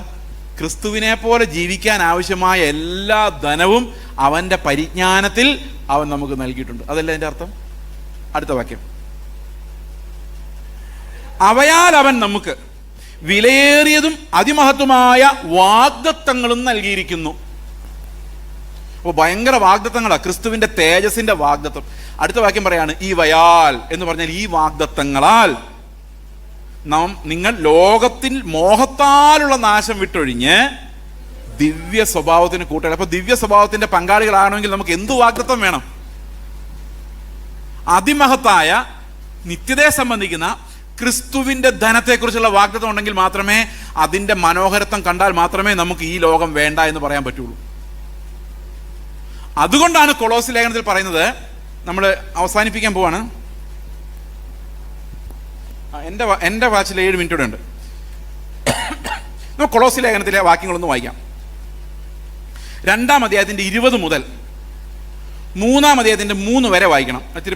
നിങ്ങൾ ക്രിസ്തുവിനോട് കൂടെ ലോകത്തിന്റെ ആദ്യ പാഠങ്ങൾ സംബന്ധിച്ച് മരിച്ചുവെങ്കിൽ ലോകത്തിൽ ജീവിക്കുന്നവരെ പോലെ മനുഷ്യകൽപ്പനകൾക്കും ഉപദേശങ്ങൾക്കും അനുസരണമായി പിടിക്കരുത്, രുചിക്കരുത്, തൊടരുത് എന്നുള്ള ചട്ടങ്ങൾക്ക് കീഴ്പ്പെടുന്നത്. അപ്പം മിക്കവാറും നമ്മുടെ വിശുദ്ധിയല്ല എവിടെ നിന്ന് വരുന്ന, ചട്ടങ്ങൾക്ക് കീഴ്പ്പെട്ടിട്ടുണ്ടാകുന്ന. ഈ ചട്ടങ്ങൾക്ക് കീഴ്പ്പെടുമ്പോൾ ഒരു കുഴപ്പമുണ്ട്. അടുത്ത വാക്യം, ഇതെല്ലാം ഉപയോഗത്താൽ നശിച്ചു പോകുന്നതാണ്. അതൊക്കെയും സ്വേച്ഛാരാധന, ഈ സ്വന്തം ഇച്ഛയെ ആരാധിക്കുക, അതാണ് വിൽ വർഷിപ്പിംഗ് എന്ന് പറയും. അതായത് സ്വേച്ഛാരാധനയിലും ശരീരത്തിന്റെ താഴ്മയിലും രസിക്കുന്നവർക്ക് ജ്ഞാനത്തിന്റെ പേര് മാത്രമുള്ളത് ജഡാഭിലാഷത്തെ അടക്കുവാനോ പ്രയോജനമുള്ളതല്ല. ഉദാഹരണത്തിന് എന്താണ് ഈ കൽപ്പനകൾ കൊണ്ട് നമ്മൾ നന്നാവാൻ ശ്രമിച്ചാലുള്ള കുഴപ്പം എന്താണെന്ന് വെച്ച് കഴിഞ്ഞാൽ, കുറെ സ്വയനീതിമാന്മാരുണ്ടാവും. ഉദാഹരണത്തിന് ഒരാൾ പറയാണ്, ഇത്രയും നാളും ഞാൻ മരുന്ന് കഴിച്ചിട്ടില്ല. അപ്പം നമ്മളെന്താ ഉടനെ നോക്കുന്നത്? എന്തൊരു വിൽ പവർ, അയാൾ ആള് കൊള്ളാമല്ലേ. നമ്മളൊരു ആരെയാ അപ്പം നമ്മൾ ഉയർത്തുന്ന ആരെയാ? ആ മനുഷ്യന്റെ വില്ലിനെ നമ്മൾ ഭയങ്കരമായിട്ട് ബഹുമാനിക്കുക. ഇപ്പം ഞാനൊരു പണ്ടൊരു സാക്ഷ്യം പറയാം. ഞങ്ങൾ പിള്ളേരെ എടുത്ത് അഡോപ്റ്റ് ചെയ്ത് വളർത്തിയ കാര്യം ഇപ്പം കേൾക്കുമ്പോൾ എല്ലാവരും പറയും, അയ്യോ നിങ്ങൾക്കത് പറ്റുള്ളൂ. അപ്പോൾ ആരെയാ വർഷിപ്പ് ചെയ്യുന്നത്? എൻ്റെ വിൽ പവറിനെ. ഞങ്ങൾക്കറിയാം പിള്ളേരെ കൊണ്ട് ഞങ്ങൾ ഇഷായൊക്കെ വരച്ചത് എങ്ങനെയാണ്, പക്ഷെ അത് നാട്ടുകാർക്കറിയില്ല. അപ്പോൾ അവര് ഒരാളുടെ പ്രവൃത്തിയിലേക്ക് നോക്കുമ്പോൾ അവരെ അപ്രീഷിയേറ്റ് ചെയ്യുമ്പോൾ എന്താ സംഭവിക്കുന്നത്? ആത്മാവത് ചെയ്തെന്നല്ല അവർക്ക് മനസ്സിലാകുന്നത്, അവരുടെ വിൽ പവറിനെ വർഷിപ്പ് ചെയ്യുന്ന ഒരവസ്ഥയിലേക്കാണ്. അപ്പം ഞാൻ പറയാണ്, ഞാൻ ഇത്രയും നാളായിട്ടെന്നൊക്കെ വൈബ്രേഷൻ പറയുമ്പോൾ ആൾക്കാരെല്ലാം എന്നെ എന്ത് ചെയ്യണം? കൊള്ളാം അവനെന്ന് പറയിപ്പിക്കണം. ഇത് ജ്ഞാനത്തിൻ്റെ പേര് മാത്രമുള്ളത്. ഓക്കെ, അടുത്ത വാക്യം, ജഡാഭിലാഷം അടക്കുവാനോ. അപ്പോൾ ഒരിടത്ത് ഈ ജഡം എന്ന് പറയുന്ന സാധനം എപ്പോഴും ചീത്ത സാധനം മാത്രമല്ല, നല്ല സാധനം അതിനേക്കാൾ അപകടകരമായ ജഡമാണ്.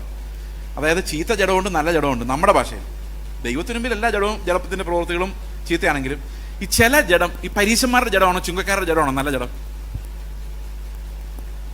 പറ. മനുഷ്യൻ നോക്കുമ്പം ചുങ്കക്കാരൻ്റെ ജഡമല്ലേ മോശം ജഡം, വേശ്യകളുടെയും അവരുടെ ജഡം വളരെ മോശം.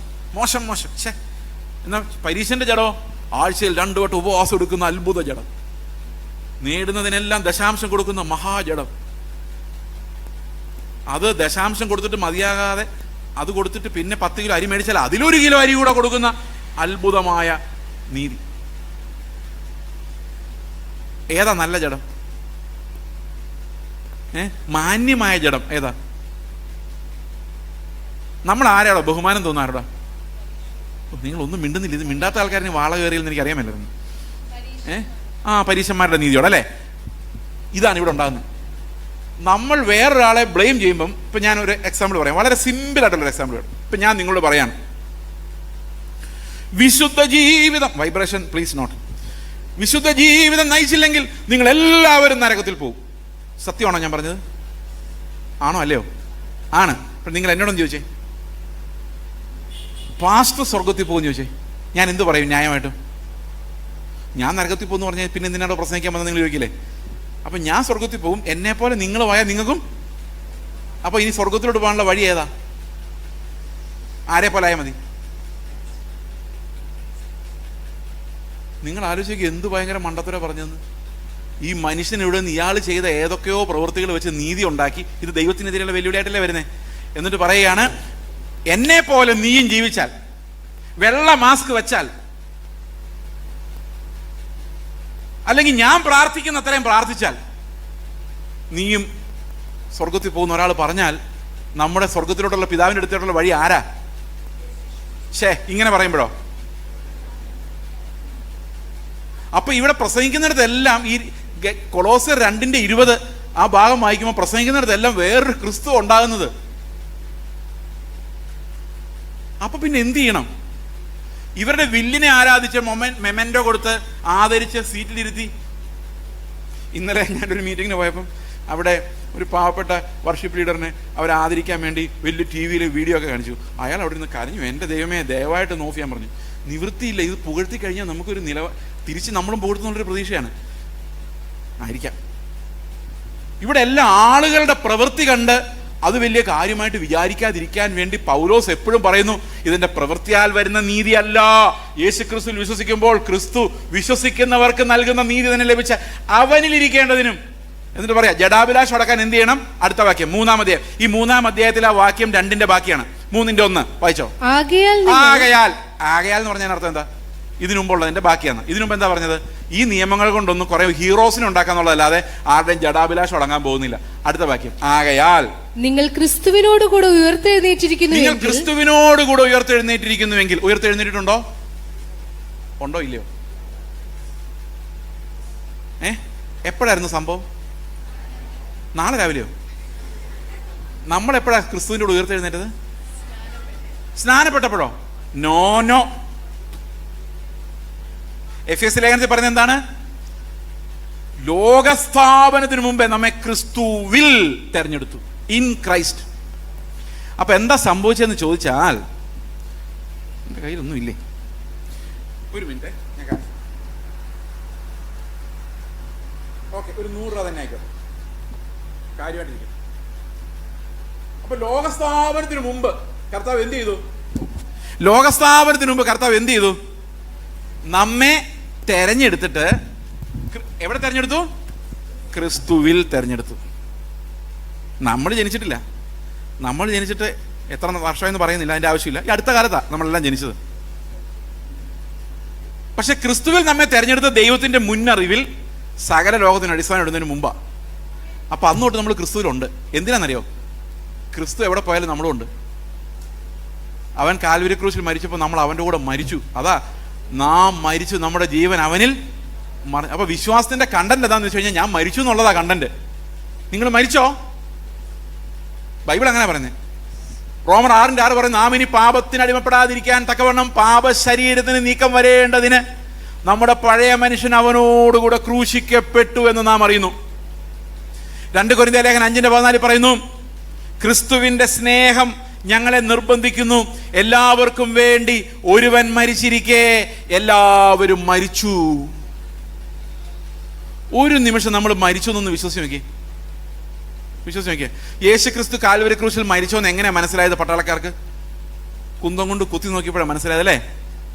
നമ്മൾ മരിച്ചോന്ന് എങ്ങനെ അറിയാം? ആരെങ്കിലും കുത്തി നോക്കിയാ പോരെ? അപ്പൊ ആരുടെ എന്നെ കുത്തുന്നെന്ന് ചോദിച്ചാൽ മരിച്ചിട്ടില്ല.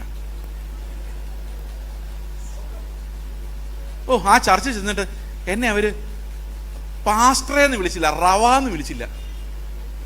നോട്ടീസ് അടിച്ചപ്പം ഞാൻ ഡോക്ടറേറ്റ് എടുത്തയാളാ, ഡോ വെച്ചില്ല. ഞാൻ അവനെ വെറുതെ വിടത്തില്ല, അവനെ അപമാനിച്ചതാ. ഇയാൾ ചത്തിട്ടുണ്ടോ? മരിച്ചാൽ പിന്നെ എന്തെങ്കിലും പ്രശ്നമുണ്ടോ? ഡോയോ ഡിയോ എന്തായാലും നോ പ്രോബ്ലം. മരിച്ചവൻ ഇതൊന്നും അന്വേഷിക്കുന്നില്ല. അവൻ ക്രിസ്തുവിൽ മരിച്ചു, അവനെ ബഹുമാനിച്ചില്ലെങ്കിലും കുഴപ്പമില്ല. മരിച്ചവൻ എന്നാ ബഹുമാനിക്കാനാ? എത്ര പേര് മരിച്ചവരുണ്ട്? നമ്മളെങ്ങനെ നോക്കിയാലും നമ്മൾ മരിച്ചിട്ടില്ല. നമ്മുടെ സ്വഭാവം അത്ര മോശമാണ്. ഈ കോപവും ദേഷ്യവും വൈരാഗ്യവും. കാരണം ഈ ബയോളജി അങ്ങനെയാണ്, നമ്മുടെ ബയോളജി അങ്ങനെയാണ്.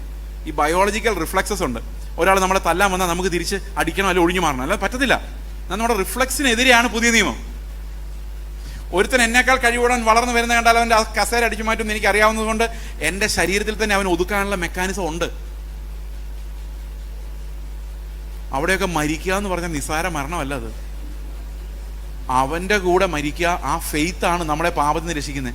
വീട്ടിലോട്ട് ചെല്ലുമ്പം ഭാര്യ ഭയങ്കര ചീത്ത, അല്ലെ ഭർത്താവ് ഭയങ്കര അടി കള്ളു പിടിച്ചിട്ട് വന്നിട്ട്, ഇന്നലെ വരെ ഭയങ്കര ബഹളമായിരുന്നു, ഭാര്യ തിരിച്ചങ്ങോട്ട്, ഇന്ന് മിണ്ടുന്നില്ല. എന്താ കാരണം? മരിച്ചു. റോമർ 6:7 പറയാണ്, അങ്ങനെ മരിച്ചവൻ പാപത്തിൽ നിന്ന് മോചനം പ്രാപിച്ചിരിക്കുന്നു. ഈ അവൻ്റെ കൂടെ മരിച്ച മാത്രമല്ല, കർത്താവ് ഉയർത്തെഴുന്നേറ്റപ്പോൾ നമുക്ക് എന്ത് സംഭവിച്ചു? അതെവിടെ എഴുതിയേക്കുന്നേ? എഫേസ്യ ലേഖനം 2:6 വായിച്ചേ. തന്റെ കരുണയുടെ അത്യന്ത ധനത്തെ വരുംകാലങ്ങളിൽ കാണിക്കേണ്ടതിന് ക്രിസ്തു യേശുവിൽ അവനോടുകൂടെ ഉയർപ്പിച്ച് സ്വർഗ്ഗത്തിലിരുത്തുകയും ചെയ്തു. അപ്പൊ വിശ്വാസത്തിന്റെ കാഴ്ചയിൽ നോക്കിയാൽ നമ്മൾ എവിടെ ഇരിക്കുന്നേ? നമ്മുടെ ഈ കാഴ്ചയിൽ നോക്കിയാലോ, ഇവിടെ ഈ പ്രാർത്ഥിക്കുന്ന കൺസേണുകൾ മുഴുവൻ അവിടാണോ ഇവിടാണോ? ഞാനിത് പറഞ്ഞപ്പം എൻ്റെ സഭയിലൊരു സഹോദരൻ പറഞ്ഞു, ഇവിടെ നിന്നുകൊണ്ട് സ്വർഗം കണ്ട ഒന്നും മനസ്സിലാവില്ല, നമുക്ക് പരിചയമില്ല. പോയി ഈ സ്വർഗത്തിൽ നിന്നുകൊണ്ട് നമുക്ക് ഈ ഭൂമി ഒന്ന് നോക്കിയാൽ, അയ്യോ നമ്മുടെ ഓട്ടവും കസേരയ്ക്ക് വേണ്ടിയുള്ള ബഹളവും യുദ്ധവും കാശുണ്ടാക്കാൻ വേണ്ടി കാശ് തീരുമ്പോഴുള്ള ടെൻഷനും എല്ലാം കണ്ടു കഴിഞ്ഞാൽ നമുക്ക് തന്നെ നാണക്കേട് തോന്നും. ക്രിസ്തുവിൽ മരിച്ച് പുനരുത്ഥാനം ചെയ്ത് സ്വർഗത്തിൽ തേജസ്സിലിരിക്കുന്നവന്മാരുടെ ഓരോരോ സ്വഭാവങ്ങൾ ഒന്ന് മോളി ഒന്ന് താവട്ടെ നോക്കണം. അതാണ് കൊളോസി ലേഖനം. നാം അവനോടുകൂടെ ഉയർത്തെഴുന്നേറ്റിരിക്കുന്നുവെങ്കിൽ നമ്മുടെ ജഡാഭിലാഷം അടങ്ങുവാൻ കുറെ നിയമങ്ങൾ പോരാ. പിന്നെ എന്ത് വേണം? അവനോടുകൂടി ഉയർത്തെഴുന്നേറ്റിരിക്കുന്നുവെങ്കിൽ നാം ക്രിസ്തുവിരിക്കുന്ന ഉയരങ്ങളിലുള്ളത് അന്വേഷിക്കുവിൻ. അപ്പോൾ ഓരോ സമയത്തും ഞാനൊരു സഹോദരനോട് വഴക്കാന്ന് വിചാരിച്ചു. അപ്പം ഞാൻ വിചാരിക്കും അവൻ അഹങ്കാരം, അവനെ ബഹുമാനിച്ചില്ല. അപ്പം നമ്മൾ ഭൂമിയിലേക്കാണ് നോക്കിയത്, സ്വർഗത്തിലേക്കാണ് നോക്കിയത്? ഇനി സ്വർഗത്തിലേക്കൊന്ന് നോക്കിയേ. കർത്താവേ, എന്നെ നന്നാക്കാൻ പറ്റുന്ന ദൈവത്തിന് ഇവനെ നന്നാക്കാൻ പറ്റും. അതെങ്ങോട്ടാണ് നോക്കിയത്? അപ്പോൾ എല്ലാ ബന്ധങ്ങളെയും നമ്മൾ സ്വർഗത്തിലേക്ക് നോക്കി. എൻ്റെ ഭർത്താവ് മഹാ വഴക്കാളിയും തല്ലുന്നവനുമാണ്, പക്ഷെ ദൈവമേ നീ വിചാരിച്ചാൽ അവനെ നന്നാക്കാൻ പറ്റും. സ്വർഗത്തിലോട്ട് നോക്കിക്കഴിഞ്ഞാൽ നമ്മളും കർത്താവിൻ്റെ ശുശ്രൂഷയിൽ ഭാഗമായി. അവൻ്റെ മരണത്തിൽ പങ്കാളികളാവുന്നവരല്ല, അവൻ്റെ പുനരുത്ഥാനത്തിലും പങ്കാളികളാണ്. ഇങ്ങനെയാണ് നമ്മൾ നീതിമാന്മാരാകുന്നത്, അല്ലാതെ പ്രവൃത്തികൾ ചെയ്തിട്ടല്ല. അവൻ നമ്മുടെ ഹൃദയത്തിന് പരിച്ഛേദന ഏൽപ്പിച്ച് പുതിയൊരു ഹൃദയം തന്നിട്ട് അവനോടുകൂടെ ഈ പഴയ ശരീരത്തെ മരിപ്പിച്ച് പുതുതാക്കി സ്വർഗത്തിൽ നമ്മെ ഇരുത്തിയിരിക്കുന്നു. എത്ര പേർക്ക് സ്വർഗത്തിൽ നോക്കി ജീവിക്കാൻ പറ്റുമോ? പ്രത്യാശയുണ്ടോ? പോകുമോ? അപ്പം നമുക്കൊരു പാട്ട് പാടാം, ഒരു പ്രത്യാശാഗാനം പാടാം, ഏതെങ്കിലും ഒരു പ്രത്യാശാഗാനം. നമുക്കൊരു നിമിഷം പ്രാർത്ഥിക്കാം. ഞങ്ങളുടെ സ്വർഗസ്ഥ പിതാവേ, അങ്ങയുടെ നാമത്തെ ഞങ്ങൾ മഹത്വപ്പെടുത്തുന്നു. ഞങ്ങൾക്ക് വേണ്ടി അറുക്കപ്പെട്ട കുഞ്ഞാടിനെ ഞങ്ങൾ ആരാധിച്ച് മഹത്വപ്പെടുത്തുന്നു. കർത്താവെ, കുഞ്ഞാടിന്റെ യോഗ്യതകൾ കൊണ്ട് മാത്രം ഞങ്ങൾ അങ്ങയുടെ മുമ്പിൽ നിൽക്കുന്നു. അല്ലെങ്കിൽ ഞങ്ങളും ആ പരമനീതിയാൽ അരിയപ്പെടേണ്ടവരായിരുന്നു. എന്നാൽ കർത്താവെ, അങ്ങ് തന്നെ ഞങ്ങളുടെ സ്ഥാനത്ത് അരിയപ്പെട്ട് ഞങ്ങൾക്ക് സ്വാതന്ത്ര്യം തന്നതിനായി, പ്രവേശനം തന്നതിനായി, പുത്രത്വം തന്നതിനായി ഞങ്ങൾ നന്ദിയോടെ അങ്ങ് സ്തുതിക്കുന്നു. കർത്താവായ യേശുക്രിസ്തുവിന്റെ നാമത്തിൽ തന്നെ ആമേൻ.